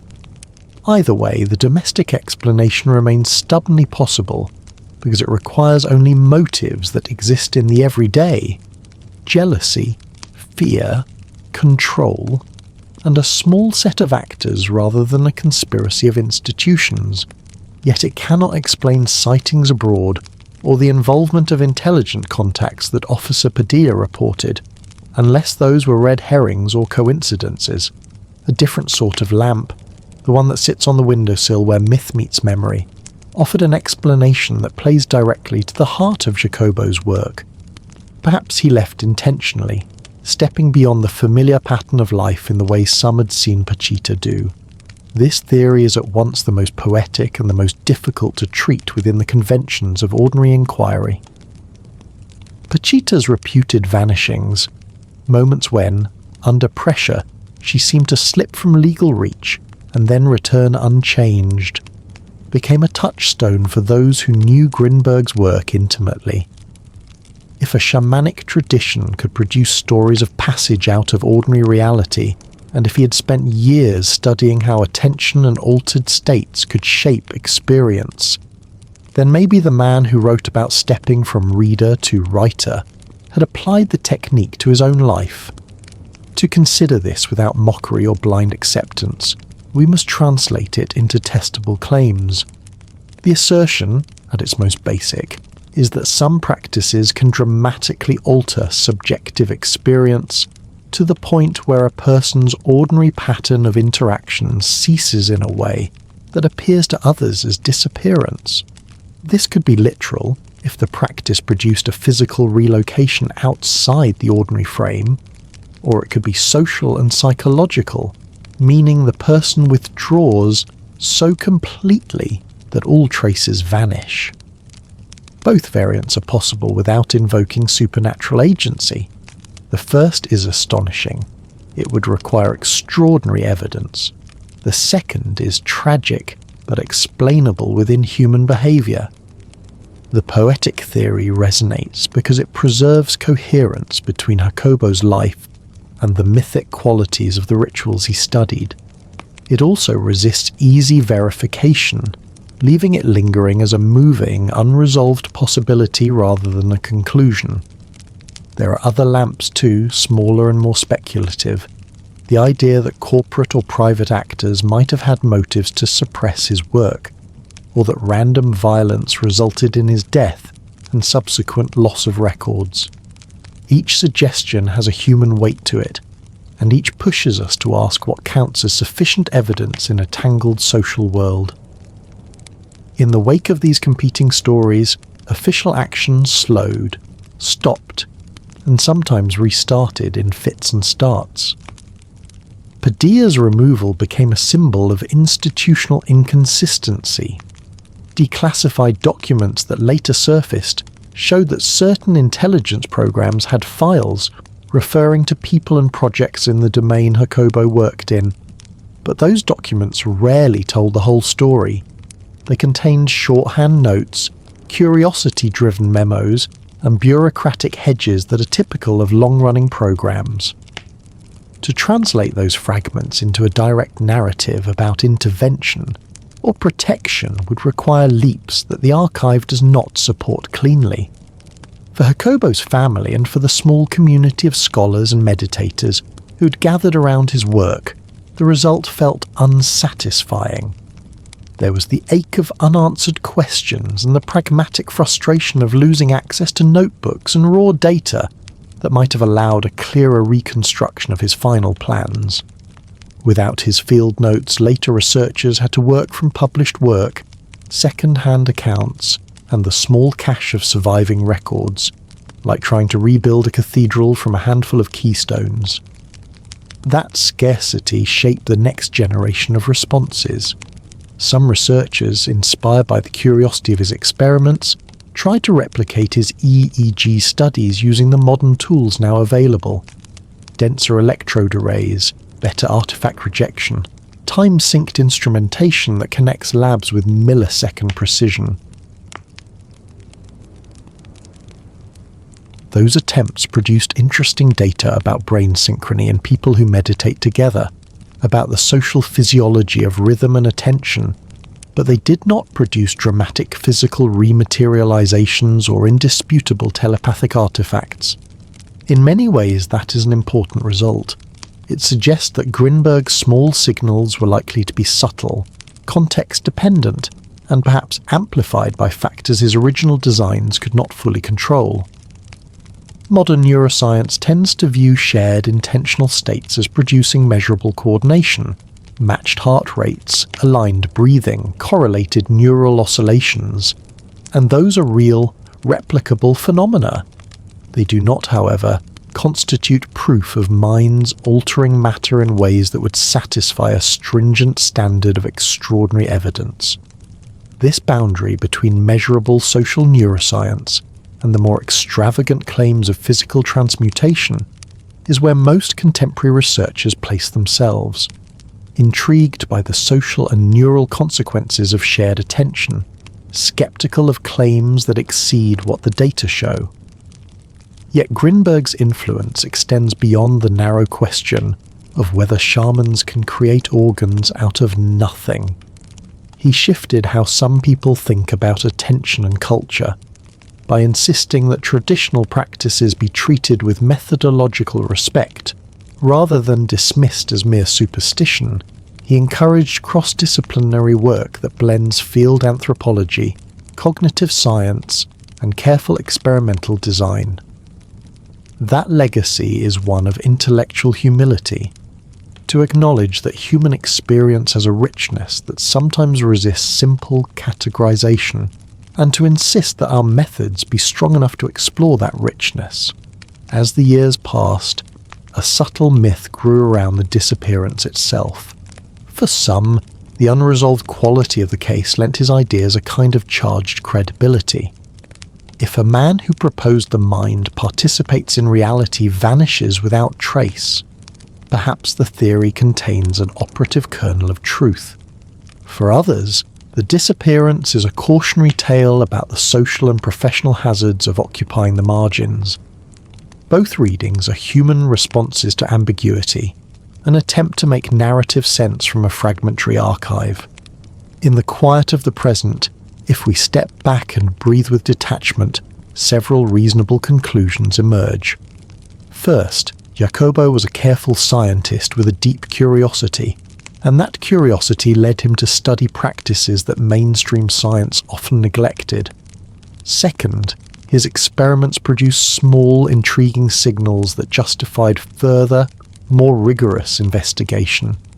Third, the political, personal and institutional complexities that swirled around his life created an environment where disappearance could be interpreted in many ways but verified in few. And fourth, the case itself functions as a mirror. It reflects our cultural appetite for mystery, our discomfort with unanswered questions, and our simultaneous yearning for clear proof and poetic meaning. In the chapters to come, we will trace the post-disappearance landscape, the attempts to archive and preserve what remains of his writings, the work of devotees and detractors who kept the conversation alive, and modern research that has re-examined his ideas through the lens of contemporary neuroscience and cultural studies. We will listen, patiently, to interviews and testimonies that survived, and we will pay special attention to Officer Padilla's account, the one case he never managed to close, because the path of diligent investigation reveals as much about institutions as it does about individuals. Rest for a moment on the simple image of a circle of lamps. Each light has its warmth and its limitation. No single lamp illuminates the whole room. The wise watcher will walk between them and hold more than one story at a time. Because ambiguity is a natural state in human affairs where motives are mixed and evidence is partial. Grinberg's life and vanishing invite that posture, a careful curiosity that honours what is known, accepts what is not, and remains willing to look again. Chapter 8. Records, declassified files, and what the archives tell us. There is a particular intimacy to reading an old file, the soft rustle of paper, the faint scent of ink and time, the corners turned by hands that are no longer in the room. In the case of Jacobo, the archives were part revelation and part riddle. Over the years, fragments of paperwork, memos and agency notes surfaced in unexpected places, small windows through which cautious light fell on a larger, darker room. These documents did not give us a single clear answer, but they offered textures, the bureaucratic curiosity of the Cold War, a measured interest in unconventional cognition, and the way agencies catalogued phenomena they could not easily classify. Reading them is like listening to a conversation through a wall.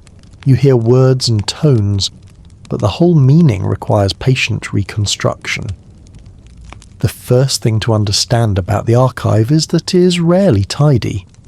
Intelligence files, project memos, and research summaries are often shorthand for deeper deliberations, and their language is cautious by design. When a Cold War-era project writes a line about remote perception or peace-eye research, the sentence sits in a folder among others, funding proposals, meeting notes, cost estimates, and personnel lists. Such documents show interest. They show that researchers like Jacobo are on someone's radar. They rarely show explicit directives unless declassification reveals more. So the presence of Jacobo's name or references to his work in these folders tells us that his ideas reached beyond academic curiosity into circles that considered practical application. Another tenderness of these papers is their human traces. A handwritten margin note, an exasperated line about budget constraints, or a typed summary that betrays excitement. They show how organizations approach the unfamiliar with pragmatic agendas. Could these phenomena, if real, be harnessed?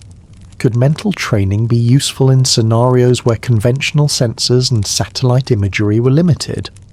These are the questions that some officials asked quietly and without ceremony. The archive does not prove nefarious action. Rather, it shows a pattern of institutional curiosity that crossed borders and disciplines during a tense geopolitical era. At the same time, the records are incomplete. Missing pages, redactions, and documents that never made it into public circulation leave gaps. Those absences became fertile ground for speculation. If the file is redacted, what is hidden?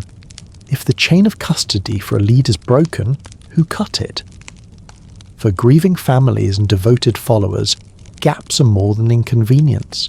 They become meaningful silences that feel like part of the story itself.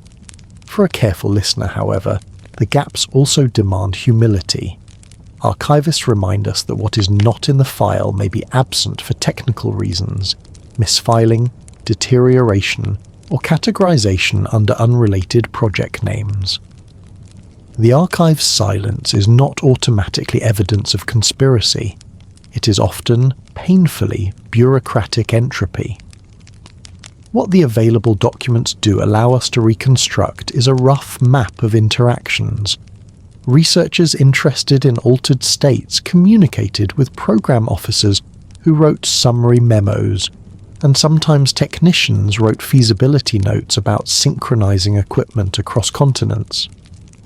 There were informal exchanges with officials who saw potential operational utility, notes about whether a claimed capacity could be trained, measured, or transferred across contexts. These exchanges were typically cautious. Promising but unproven is the tone more often than "this will change everything." The measured character of these memos is a small comfort. It shows that agencies treated such claims with the same care they would bring to any nascent technology. Alongside institutional documents were correspondence and archived field notes from Jacobo and his collaborators. These pages reveal a scientist who worried about controls, who drafted protocols late into the evening, and who argued for open data practices, even as he received interest from parties who preferred secrecy. He wrote about the ethics of study design, about the danger of overclaiming, and about the weight of responsibility when working with communities whose traditions had already been marginalized.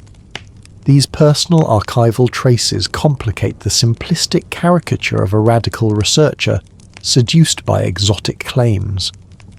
They show instead a practitioner who tried, by temperament and training, to hold rigor and respect together.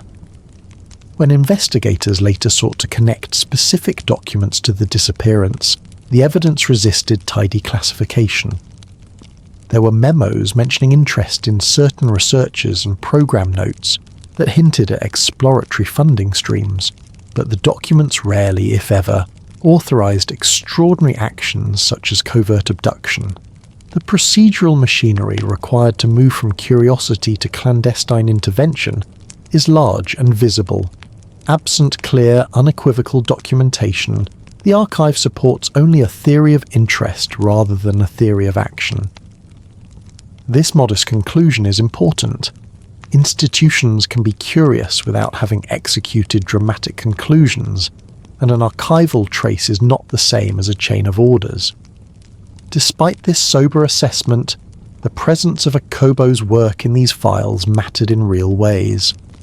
Funding offers arrived in forms that required a judgment call: accept aid from sources that demand secrecy, or continue slowly with limited resources while preserving openness and academic independence. The choices researchers make when offered institutional support inevitably change the trajectory of their projects. Jacobo's notes show he weighed these matters carefully. The tension between accepting resources and maintaining scholarly transparency haunted the margins of his plans. That human tension between the immediacy of practical support and the long-term ethic of public science is at the center of many Cold War-era narratives and sits quietly in this one as well. As the years passed, scholars and journalists who pieced together these records produced a narrative that balanced two feelings: amazement at human curiosity and a wariness about the seductive simplicity of conspiratorial explanations. The documents provided raw material for careful historians, but did not collapse the space of mystery. They asked readers to hold both the presence of institutional interest and the absence of definitive proof at the same time. Beyond the files themselves, other archival traces mattered: taped interviews, field recordings, and contemporary newspaper accounts that reflected how the story entered popular imagination. Pachita's ceremonies, Jacobo's books, and the later television appeals by his daughter were all parts of a living archive that shaped public memory. These materials allowed later researchers to triangulate, matching memos with dates, with newspaper reports, and with personal accounts to build a more textured narrative. Yet triangulation is never perfect. Eyewitness memory shifts, public coverage simplifies, archival cataloguing creates accidental silences. These are the human limitations that the archive exposes, and they invite a gentle patience rather than a rush to certain conclusions.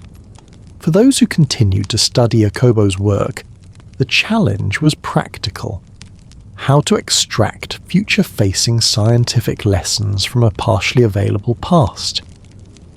The answer involved two threads. One was methodological. Modern teams revisited his experiments with contemporary technology: denser EEG arrays, stricter blinding, automated artifact rejection, and millisecond accurate synchronization across labs. These methodological upgrades allowed researchers to probe the phenomenon of shared attention in ways Jacobo could only sketch. What they found was precise and modest. Meditative pairs often show correlated brain rhythms, aligned breathing, and synchronized heart rates when engaged in shared practices. These are replicable findings that sit squarely within accepted social neuroscience. They do not, however, demonstrate dramatic physical transmutations. The modern data suggests that Grinberg's most robust legacy may be the demonstration that human attention can be socially entrained, and that such entrainment produces measurable physiological signatures. The other thread was anthropological: to preserve and learn from the cultural practices Jacobo recorded. Those field notes, ritual descriptions, and community testimonies contain knowledge about ritual structure, attention training, and social context that modern cognitive science can investigate without exoticizing. Scholars have worked to translate ritual techniques into controlled training protocols, breathing patterns, rhythmic chanting, and symbolic enactments that reliably produce altered states measurable by EEG and physiological sensors. In this translational work, the humane core of Grinberg's project survived: his insistence that tradition be studied, not dismissed, and that methods gleaned from community practice could enrich scientific understanding of attention and perception. There is, finally, an archival ethics to this whole story. Families and communities have rights to the materials that concern them. Researchers have responsibilities to avoid converting sacred practices into commodities, and historians must avoid turning ambiguous absences into definitive accusations. Throughout the years, good archivists and careful scholars have tried to honour those responsibilities, preserving what can be preserved, making declassified materials available with contextual notes, and acknowledging the limits of inference when evidence is partial. As this quiet chapter reaches its close, allow a small thought to settle. Archives do not resolve the deepest mysteries of life. They illuminate the seams and patterns in which those mysteries are woven. Jacobo's papers, what survived and what did not, are part of a larger human story about curiosity, institutional interest, cultural respect, and the ethical hazards of mixing science and secrecy. The files teach us restraint as much as they teach us facts. They ask us to keep looking, but to look with careful methods, patient replication, and respect for the people and traditions at the heart of the inquiry. In the next chapter, we will follow the living threads of Grinberg's legacy. The scientists who continued similar lines of research, the meditators who adapted ritual techniques for lab settings, and the families who kept memory alive. We will talk to the people who refused to let the story end with absence, and we will listen to how their quiet persistence reshaped the questions he first asked. Chapter 9: How Jacobo's questions kept growing. After a disappearance, lives usually split into two stories: the official record that gathers facts, and the living memory that keeps asking the question.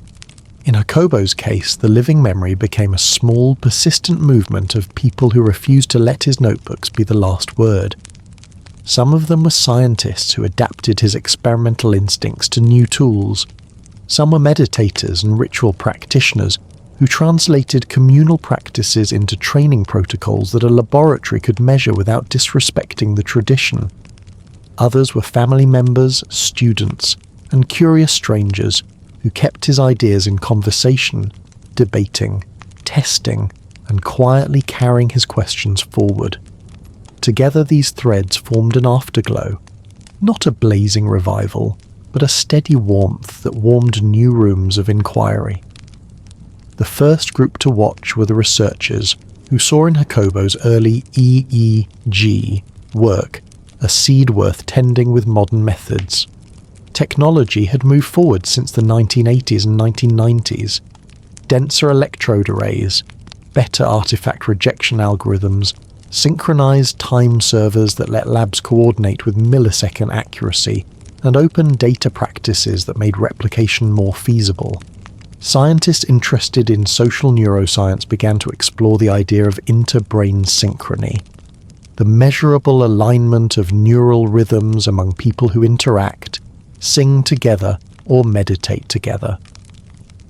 Where Jacobo had recorded small, suggestive echoes, later researchers could record entire patterns, matched alpha rhythms when groups listened to the same music, phase-locked theta during shared storytelling, and correlated gamma bursts in tightly coordinated tasks. These results did not confirm dramatic claims about matter spontaneously appearing, but they did show, with calm rigour, that attention shared in a group has physiological signatures that can be measured and replicated. Alongside those technical advances, a methodological culture shifted. Where once lone labs published intriguing but isolated reports, new projects focused on pre-registered protocols, larger sample sizes, and open repositories for raw data. This change addressed the very criticism Grinberg had faced: the need to make results robust against statistical quirks and replication failures. With these better practices, many teams reproduced the basic pattern he noticed. People practicing shared intention exhibit measurable coordination in heart rate, respiration, and neural oscillation. These are subtle effects, not deterministic keys that open reality like a lock, but reliable signatures of social attunement. Understanding them has practical value in fields such as group therapy, education, and performance training, where coordinated attention matters. Another strand of the legacy was anthropological and humanistic in nature. Scholars who admired Jacobo's sensitivity to local practice worked to preserve ethnographies he had written, and to collect new ones with ethical care. They translated ritual structures into elements that cognitive scientists could test, without stripping rituals of their meaning. Breathing patterns, chant rhythms, the timing of touch and eye contact all became measurable variables. In doing this work, researchers were careful to maintain the dignity of practitioners. Consent, co-authorship, and cultural stewardship became central principles. The result was a new type of cross-cultural research that took both laboratory rigour and cultural context seriously, a practice Jacobo had tried to model, though he had had fewer tools to do it with. A third thread came from practitioners themselves.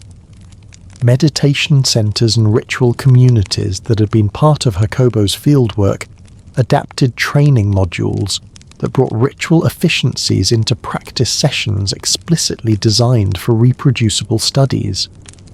Meditation teachers learned to structure a shared visual frame, to time breath cycles precisely, and to use synchronized cues that could be compared across sites. The language of shared intentionality entered both academic papers and workshop descriptions, and the two worlds, lab and temple, began to talk more easily to one another. This practical collaboration produced calm, useful outcomes, groups that could deepen mutual attunement, improve cooperative tasks, and cultivate forms of presence that felt subjectively meaningful and measurable in physiological terms.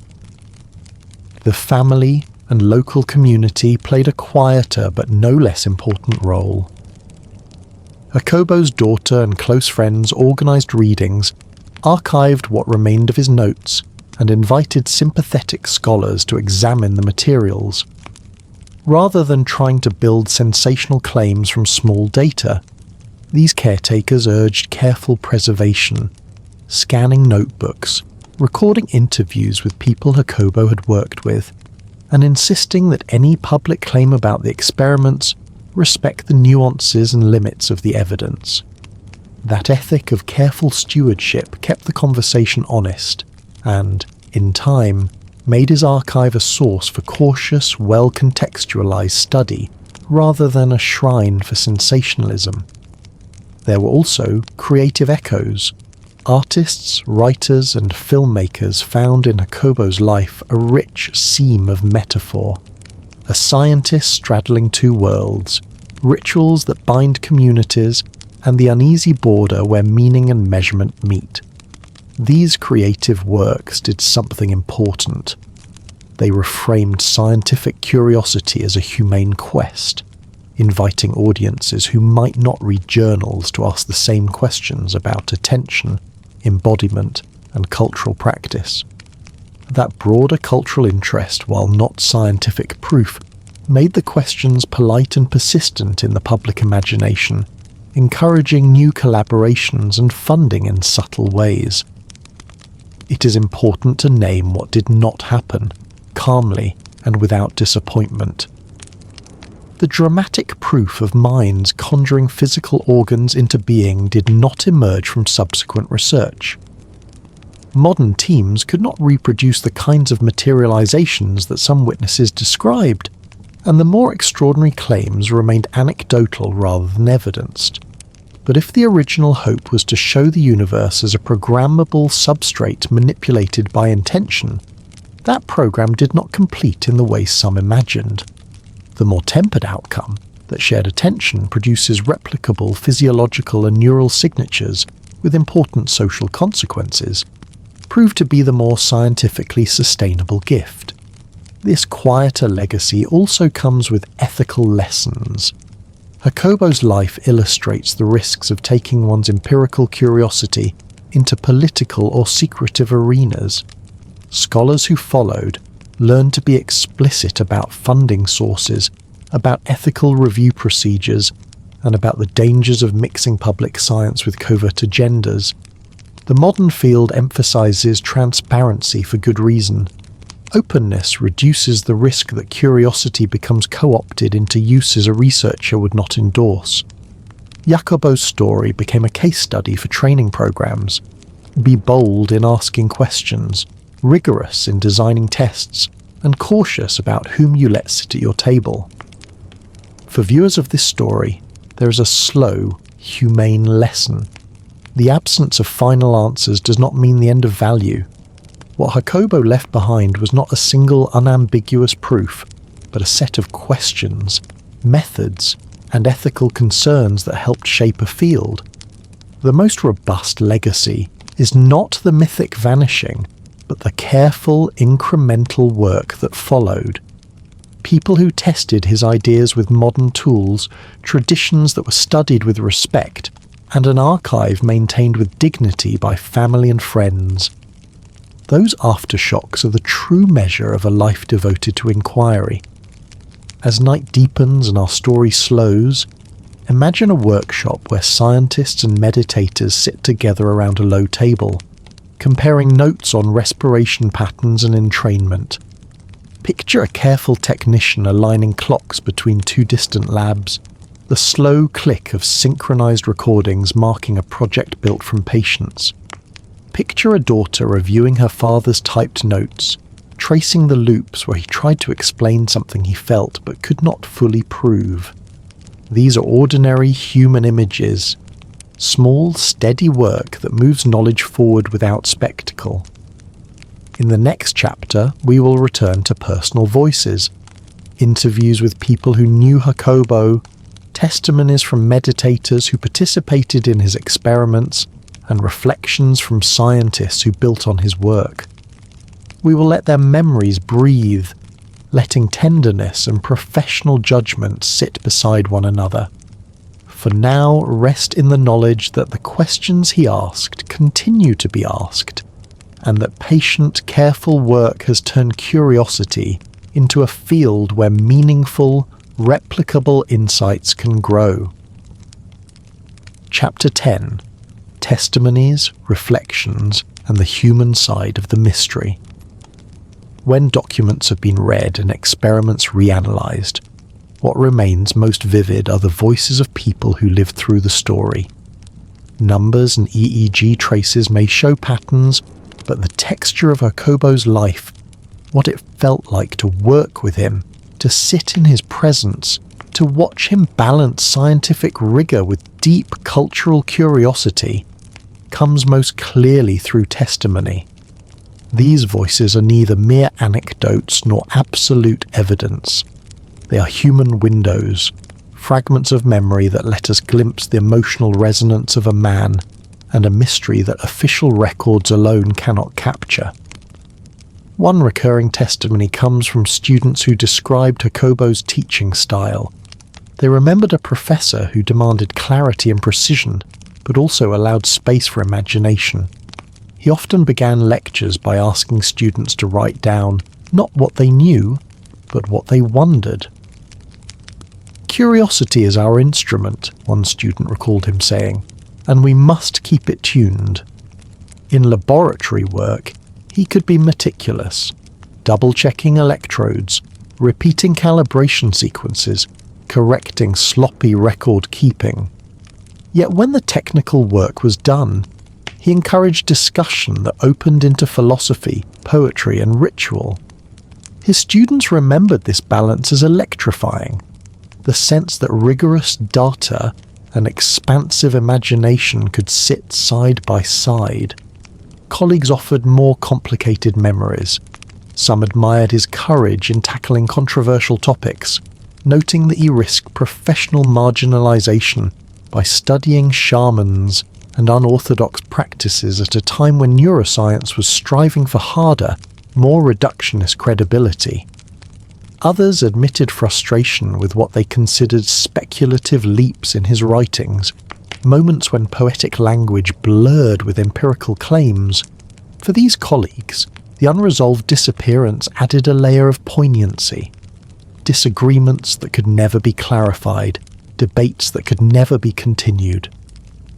In their testimonies, one hears both admiration and unfinished argument, a reminder that intellectual life is made of dialogues, not monologues. Among the most compelling testimonies are those of participants in his experiments. Several meditators spoke years later about the experience of being connected to electrodes, of sitting in stillness while trying to send or receive an image or a word. Some described subtle sensations, a warmth, a fleeting mental picture, or the uncanny sense of being accompanied in silence. Others reported nothing unusual at all, only the slow breathing and the hum of equipment. What these testimonies reveal is the variety of subjective experience. Just as in any human practice, not everyone felt the same. For Jacobo, this variety was not failure, it was data. He believed that some participants would be more sensitive than others, that training mattered, and that the subjective reports, when aligned with physiological measurements, offered a richer picture than either alone. There were also testimonies from people who knew him outside the laboratory. Friends remembered a man who loved music and long conversations, who enjoyed humour and good food, and who carried with him an air of intensity even in casual settings. Some spoke of his generosity, mentoring young people who felt adrift. Others remembered his solitude, the long hours in his study, the sense of a man who carried questions too heavy to share fully. These personal reflections remind us that Jacobo was not only a researcher, but a husband, father, and friend, roles that bring their own complexities and contradictions. Family testimonies are perhaps the most difficult and most moving. His daughter has spoken about the ache of absence, about growing up with both pride in her father's work and frustration at the lack of answers. She has described searching through his papers, listening to others' recollections, and feeling at times that she was piecing together not only a biography, but also a mosaic of myth and memory. Her testimony highlights what all disappearances leave behind, not only unanswered questions, but also a responsibility carried by those who remain to hold memory with dignity even when clarity is denied. From the investigators, we also hear voices. Officer Padilla, the detective who pursued the case with seriousness until he was removed, left behind a testimony of frustration, a man convinced that leads were cut short, that institutional decisions prevented a full investigation. His voice, steady and professional, nonetheless carries the weight of unfinished duty. He once said in an interview that this was the one case that haunted him, not because of sensational theories, but because he felt the ordinary duty of justice had not been fully allowed. In his words, one hears the tension between individual conscience and institutional constraint. Even skeptics contribute valuable testimony.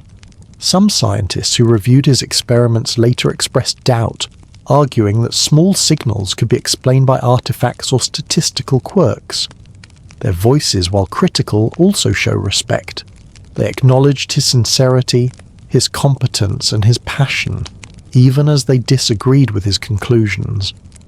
These testimonies are crucial because they ground the story, reminding us that skepticism is not hostility, but part of the scientific process. Taken together, these voices create a chorus, not a single song. They do not resolve the disappearance, but they enrich our sense of the man and the world he inhabited. They show us a teacher who inspired, a colleague who provoked, a friend who comforted, a father whose absence still wounds, an investigator who grieved unfinished work, and a skeptic who demanded rigor. These are not contradictions, they are the facets of a human life. If we pause here, breathing slowly, we can notice what these testimonies teach beyond the case itself.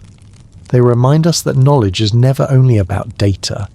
It is about relationships, about the way a teacher shapes a student's courage to wonder, about the way a friend's laughter softens long nights, about the way a detective's persistence becomes an ethical stand. Testimonies are the living part of history, carrying warmth that documents alone cannot hold. In the quiet of the present, we can imagine these voices gathered in a circle, each one offering their piece. None has the whole, but together they form a human mosaic of memory and meaning. This is the true afterlife of a life devoted to inquiry. Not only the experiments and the publications, but the way people remember, the way they continue the questions, and the way they honour the absence by refusing to let it be silence. In the next chapter, we will turn to the wider cultural landscape, how Jacobo's disappearance and his ideas echoed beyond immediate circles, how they shaped public imagination, and how myths grew around him in literature, media, and popular belief. For now, let us rest with the voices of those who knew him, breathing with their memories, allowing the warmth of testimony to balance the coolness of documents. Chapter 11. Public Imagination, Myth, and Cultural Memory. When the immediate facts of Jacobo's disappearance had settled into unresolved silence, something remarkable began to unfold. In the vacuum of certainty, the public imagination rushed in, weaving threads of fact, speculation, and yearning into stories that would outlive the man himself. What had started as a case file in Mexico soon expanded into folklore, a narrative that crossed borders, disciplines, and generations.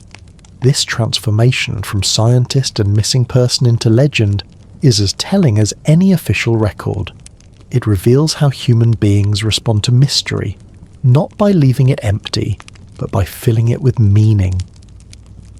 In Mexico, the earliest responses were intimate and emotional. Students gathered in small circles on university lawns, remembering his lectures and speculating on his fate. In these gatherings, certain themes emerged. Some were convinced he'd been silenced for political reasons. Others whispered of his experiments attracting attention from powerful groups who did not wish such ideas to flourish. Still, others took a more spiritual stance, suggesting that Jacobo himself had crossed into the very dimension he studied, that he had become a kind of traveller beyond the brain's ordinary map. These conversations, repeated in classrooms, cafes, and family living rooms, seeded the myth that would grow in public consciousness. As months turned into years, Jacobo's name began appearing in articles, interviews, and eventually books. Some writers framed him as a visionary, silenced by orthodoxy, echoing a long tradition in which pioneers of unorthodox thought are cast as martyrs. Others cast him as a mystical figure, a scientist shaman who blurred the boundary between laboratory and sacred space. In newspapers and magazines, the tension between skepticism and fascination was clear. While some journalists insisted that his disappearance was a tragic but ordinary crime, others hinted at something larger, something uncanny, something that seemed to defy neat explanation. In cultural memory, such ambiguity is fertile ground. Over time, Jacobo entered the realm of Mexican intellectual folklore, alongside figures like Sor Juan Inés de la Cruz or Octavio Paz, not because his scientific work reached the same level of fame, but because his story resonated with deeper cultural patterns. Mexico has always held a complex relationship with mystery, blending scientific rationality with indigenous spirituality and Catholic symbolism. In this context, Jacobo became a liminal figure, a man of science who dared to explore dimensions of consciousness that resonated with shamanic traditions, and whose disappearance felt like a ritual passage. Art responded as well. Painters created canvases inspired by his work, often depicting human brains intertwined with cosmic landscapes, electrodes turning into vines, or figures dissolving into light. Poets wrote verses that compared his silence to a mirror, a place where the world peers at itself. Even musicians composed pieces inspired by his themes, blending electronic tones with indigenous instruments to evoke the dialogue between modern science and ancient ritual. These creative responses did not attempt to solve the disappearance. They transformed it into cultural symbol. Meanwhile, television and radio amplified his image further. Documentaries speculated on his fate, often presenting him in dramatic tones, surrounded by mystery. Some programs leaned toward conspiracy, suggesting involvement of clandestine groups. Others leaned toward mysticism, hinting that his experiments had opened doors that could not be closed. Audiences, already fascinated by the thin line between science and the supernatural, embraced these portrayals. In living rooms across Mexico and beyond, Jacobo was no longer only a neuroscientist. He was becoming a mythic character in a national and global imagination. The myth spread internationally as well. In academic conferences abroad, his disappearance was mentioned in hushed tones, sometimes as a cautionary tale about the dangers of pursuing controversial topics, sometimes as a rallying cry for intellectual freedom. In spiritual communities, particularly those interested in meditation and consciousness studies, Jacobo's name became an emblem of scientific validation for practices long dismissed by mainstream science. His absence gave his presence more weight. People projected into the void their hopes, fears, and beliefs. What makes myths powerful is not their factual accuracy, but their symbolic resonance. In Jacobo's case, the myth touched on several universal themes. First, the theme of the seeker who vanishes, a motif found in many cultures, from shamans who journey to other realms to prophets who disappear into the desert. Second, the theme of silenced knowledge, echoing stories of suppressed wisdom throughout history. And third, the theme of transcendence, the idea that Jacobo's disappearance was not an ending but a crossing, a passage into the very mystery he studied. Yet, Myths are double-edged. While they preserve memory and inspire reflection, they can also obscure the person behind them. For Jacobo's family, the mythologizing was painful. They wanted answers, not legends. To them, he was not only a cultural symbol, but a father, a husband, a man whose absence was felt in daily routines. This tension between the public myth and the private grief became part of the larger story, reminding us that legends grow from real lives with real wounds. Despite this, the cultural memory of Jacobo continues to thrive. His writings remain in circulation, his name sparks curiosity, and his disappearance continues to inspire new generations of thinkers, artists, and seekers. Some engage with him as a symbol of resistance against intellectual conformity, others as a beacon of spiritual scientific dialogue, and still others simply as a haunting mystery that refuses closure. If we take a step back, we can see how this process of myth-making is itself a natural human response to uncertainty. When confronted with the unknown, we tell stories, not because stories replace truth, but because they help us live with what we cannot resolve. In the case of Jacobo, the story became larger than the man. It became a mirror for cultural longings, anxieties, and hopes. As night deepens and we allow our breathing to slow, we might imagine the quiet persistence of this legend. In one corner of the world, a student reads his book and feels a spark of curiosity. In another, an artist paints a vision inspired by his disappearance. Somewhere else, a family member lights a candle in memory, not of a legend, but of a loved one. This is how myth and memory intertwine, not replacing each other, but overlapping, creating a layered resonance that continues to echo through time. In the next chapter, we will turn toward the broader philosophical reflections that arise from this story. Beyond the mystery of one man, what does this narrative teach us about human consciousness, the boundaries of knowledge, and the way we respond to the unknown? For now, we rest with the awareness that Jacobo is no longer only a person or a case. He's a symbol carried in imagination, a presence woven into cultural memory, and a legend born from silence. Chapter 12: Consciousness, Mystery, and the Limits of Human Knowledge. The story of Jacobo's life and disappearance leads us into a deeper meditation.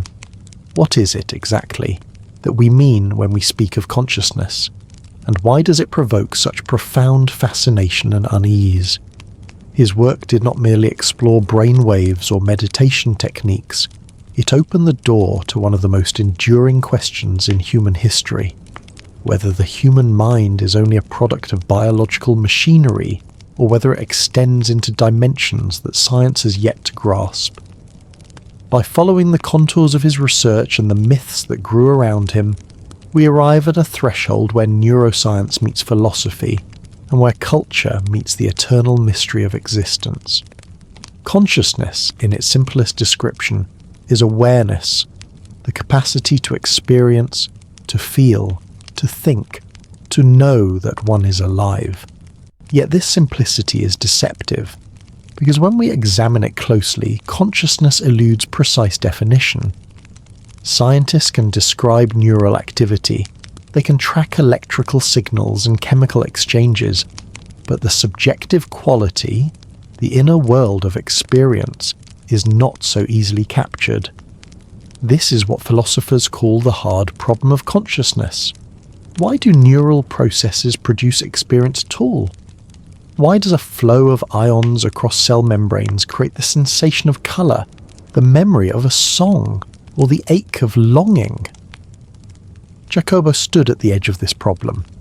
His experiments with shamans and meditators suggested that consciousness might not be confined to the skull. Instead, he speculated it might extend or resonate in ways we do not fully understand. He did not claim to have proven this, but he dared to ask the question within a scientific frame. This daring is what made his work controversial and what later fueled the myth of his disappearance. For if consciousness is more than biology, if it touches a larger field, then the implications stretch across science, philosophy and spirituality alike. To make this easier to grasp, we can think in terms of metaphors. Imagine the brain as a radio receiver. Traditional neuroscience tells us the receiver both generates and processes signals. But what if, Jacobo suggested, the receiver is not the source of all the music, it simply tunes into something larger? In this metaphor, when the receiver is damaged, the music may distort, but the music itself continues in the airwaves. Such a model does not deny the importance of biology, but it places consciousness in a wider field, just as light can exist beyond the visible spectrum. This is a powerful, unsettling idea, that human awareness might be a local expression of a universal property. Throughout history, many traditions have spoken of consciousness in this broader sense. Indigenous shamans, Indian yogis, African diviners, and mystical thinkers from countless cultures have described states of awareness that expand beyond the individual self. They speak of visions, shared dreams, or communion with forces larger than themselves. Jacobo's work can be seen as part of this lineage, but with electrodes and recording devices as his ritual tools. He sought not to replace ancient wisdom, but to test it in a modern framework, to bridge worlds that are often kept apart. Yet science resists leaps beyond the measurable. Critics reminded him that extraordinary claims require extraordinary evidence. The anomalies he recorded, synchronizations between distant brains, unusual EEG patterns, might be chance, artifacts, or suggestive but inconclusive. This caution is necessary. Without it, science risks dissolving into speculation. But even as caution restrains, it also leaves us with the enduring mystery. Why do so many cultures, separated by geography and time, describe consciousness as more than individual biology? Is this convergence coincidence, or does it hint at something deeper? The limits of human knowledge appear most clearly here. Our instruments are powerful, but partial. Microscopes and telescopes extend our senses, but they too have boundaries. Consciousness, being both inner and outer, presents a unique challenge. It is not only observed from outside, but lived from within. This dual perspective makes it resistant to reduction. We can measure brainwaves, but we cannot fully measure what it feels like to love, to mourn, to wonder. Jacobo's disappearance thus becomes symbolic, a reminder that certain mysteries remain at the edge of what can be captured, inviting us to humility as much as curiosity. To make this more concrete, consider dreams. Every night, the human brain generates entire worlds, landscapes, conversations, dramas that vanish upon waking. We can observe REM sleep, chart eye movements, and record brain activity. Yet the lived world of the dream, the mountain, the stranger, the river, exists in a realm science cannot fully enter. It is at once utterly real to the dreamer and utterly elusive to the researcher. This gap is similar to the gap Jacobo confronted in his work, between measurable data and lived experience, between brain as machine and mind as mystery. Philosophy has long grappled with these questions. From Descartes' "I think therefore I am," to contemporary debates on panpsychism, the idea that consciousness is a fundamental property of the universe, thinkers have wrestled with whether mind emerges from matter, or whether matter itself is already infused with mind. Jacobo's experiments do not solve this debate, but they bring it into sharper focus.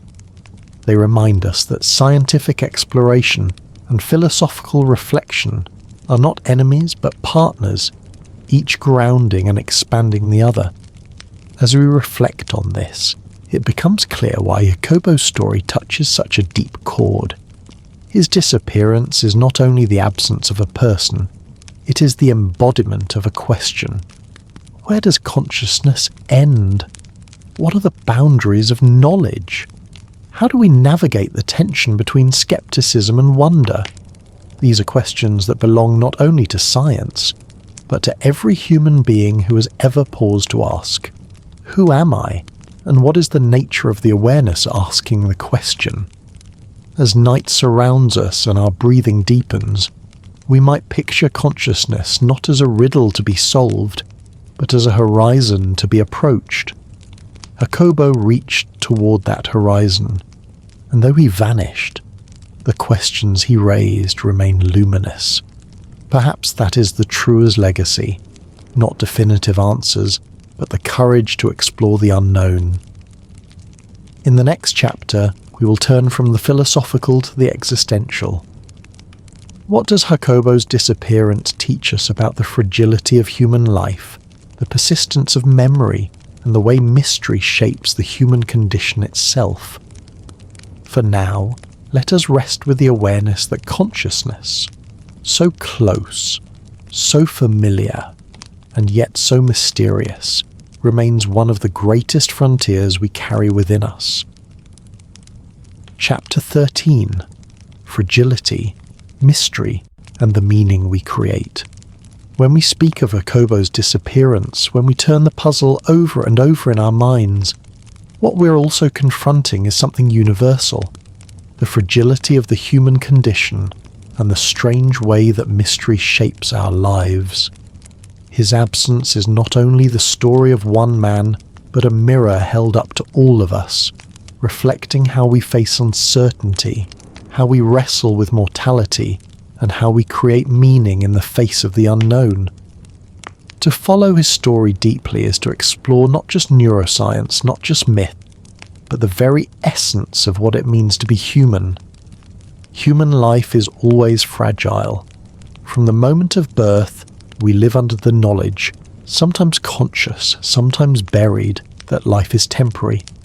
Accidents happen, illnesses strike, and sometimes people vanish without explanation. This awareness is both a burden and a gift. It makes us anxious, but it also makes life precious. We value moments, relationships, and discoveries precisely because we know they are finite. Jacobo's story is a stark reminder of this.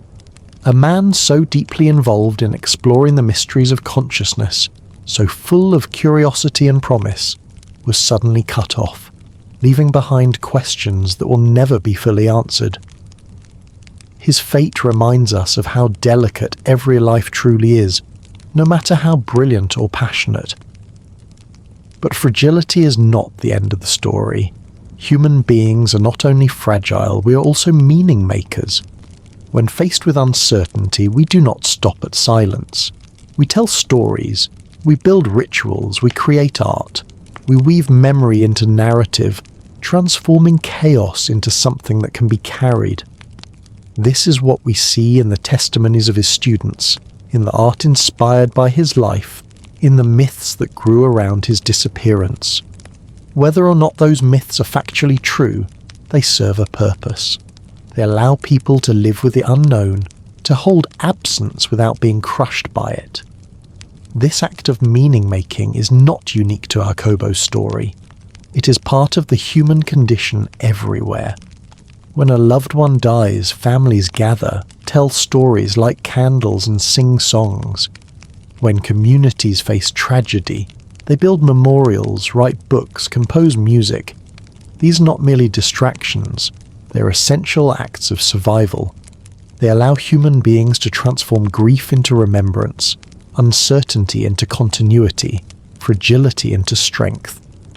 Jacobo's disappearance, unresolved as it is, has become one of these collective acts of meaning-making. It is why his name is remembered not only as a case file, but as a cultural symbol. There is also the deeper layer of mystery itself.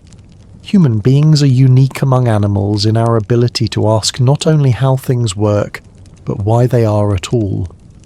We gaze at the stars and wonder about infinity. We stare into silence and wonder about the soul. We watch someone vanish into the unknown and cannot stop ourselves from asking where they have gone. Mystery is therefore not an obstacle to life. It is part of what gives life texture. Without mystery, existence would be flat, mechanical, predictable. With mystery, it becomes charged with possibility, with awe, with questions that push us beyond our limits. Jacobo's story embodies this truth. It forces us to live with a mystery that cannot be solved, reminding us that some questions remain open, not to frustrate us, but to awaken us. There is a paradox here. On the one hand, human beings long for certainty. We want answers, closure, resolution. On the other hand, we are drawn to mystery, to stories that refuse to end neatly. It is why myths endure, why sacred texts are studied for centuries, why works of art are interpreted again and again. The unsolved keeps us searching, keeps us alive to wonder. Jacobo's disappearance, painful as it is, sits precisely in this paradox. For his family, the lack of answers is a wound. For culture, the lack of answers is what makes the story endure. Both realities coexist, reminding us that mystery is both suffering and inspiration. At a more intimate level, this story asks each of us to reflect on our own fragility. If someone as dedicated, as curious, as engaged as Jacobo could vanish so suddenly, what about us? What will remain of our lives when we are gone? What stories will people tell about us, and what meanings will they create from our absence? These questions are uncomfortable, but they are also clarifying. They remind us to live in such a way that when we are remembered, it is with warmth, inspiration, or gratitude. They remind us that every day is both ordinary and extraordinary, fragile and infinite. In this sense, Jacobo's life and disappearance can be seen as a lesson, not in a didactic way, but in a quiet, existential way. The lesson is that fragility is not something to be feared but embraced. That mystery is not something to be erased but lived with. That meaning is not something waiting to be discovered, but something we create together through memory, story, and imagination. As we breathe slowly and let these reflections settle, we might picture ourselves sitting by a river. The water flows, sometimes clear, sometimes murky, always moving. We cannot hold the river in our hands, but we can listen to its sound, watch its surface, feel its coolness. Life is like this. Consciousness is like this. Jacobo's story is like this. Fragile, flowing, mysterious, yet deeply real. In the next chapter, we will move from the existential to the universal. We will explore how Jacobo's disappearance and the themes it embodies, consciousness, mystery, fragility, and meaning, connect to humanity's oldest stories, to myths and philosophies that stretch across cultures and centuries. For now, we sit with the awareness that our condition, though fragile, is also luminous, and that mystery, though unsettling, is also the source of meaning. Chapter 14. Humanity's Oldest Stories. Jacobo's disappearance may seem like a modern story, set in the age of neuroscience and urban life, but beneath its surface it carries echoes of something ancient. For as long as humans have walked the earth, we have wrestled with the same questions his life and absence embody. What is consciousness? What happens when someone vanishes into the unknown? How do we live with mystery, fragility, and the limits of knowledge? The answers humanity has given to these questions form the great tapestry of myth, philosophy, and religion. A tapestry into which Jacobo's story is now woven, whether we recognize it or not. If we look back to the earliest myths, we see the theme of disappearance repeated again and again. In the myths of the ancient Greeks, heroes like Orpheus and Odysseus journey to the underworld, vanishing from the world of the living before returning with stories of what lies beyond. In the traditions of the Maya, shamans are said to enter other realms through trance, leaving their bodies behind to commune with spirits. In African cosmologies, figures who cross thresholds between the seen and unseen are revered as messengers, those who remind us that life extends beyond the visible. In each case, disappearance is not merely loss, it is transformation, a passage into mystery. Jacobo's story resonates with these traditions, though he did not set out to be a mythic figure. His work with shamans in Mexico, his attention to meditation and altered states, placed him in direct conversation with traditions much older than modern science. He sought to measure with electrodes what others had long described through ritual and vision. When he disappeared, it was as if life itself folded him into the very archetype he studied, the seeker who steps across the boundary and does not return. This is why his story has power beyond the facts. It feels archetypal, as though it belongs to humanity's oldest memory. Philosophy, too, provides a lens for this story. Thinkers from Plato to Descartes, from Eastern sages to modern philosophers of mind, have asked whether consciousness is material or transcendent. Plato spoke of the soul remembering truths from before birth, suggesting that knowledge itself is a kind of recollection from a higher plane. Eastern philosophies such as Hinduism and Buddhism describe consciousness as fundamental, a vast ocean of awareness in which individual minds are like waves. In the modern era, philosophers wrestle with whether mind can be reduced to brain or whether it points to something more.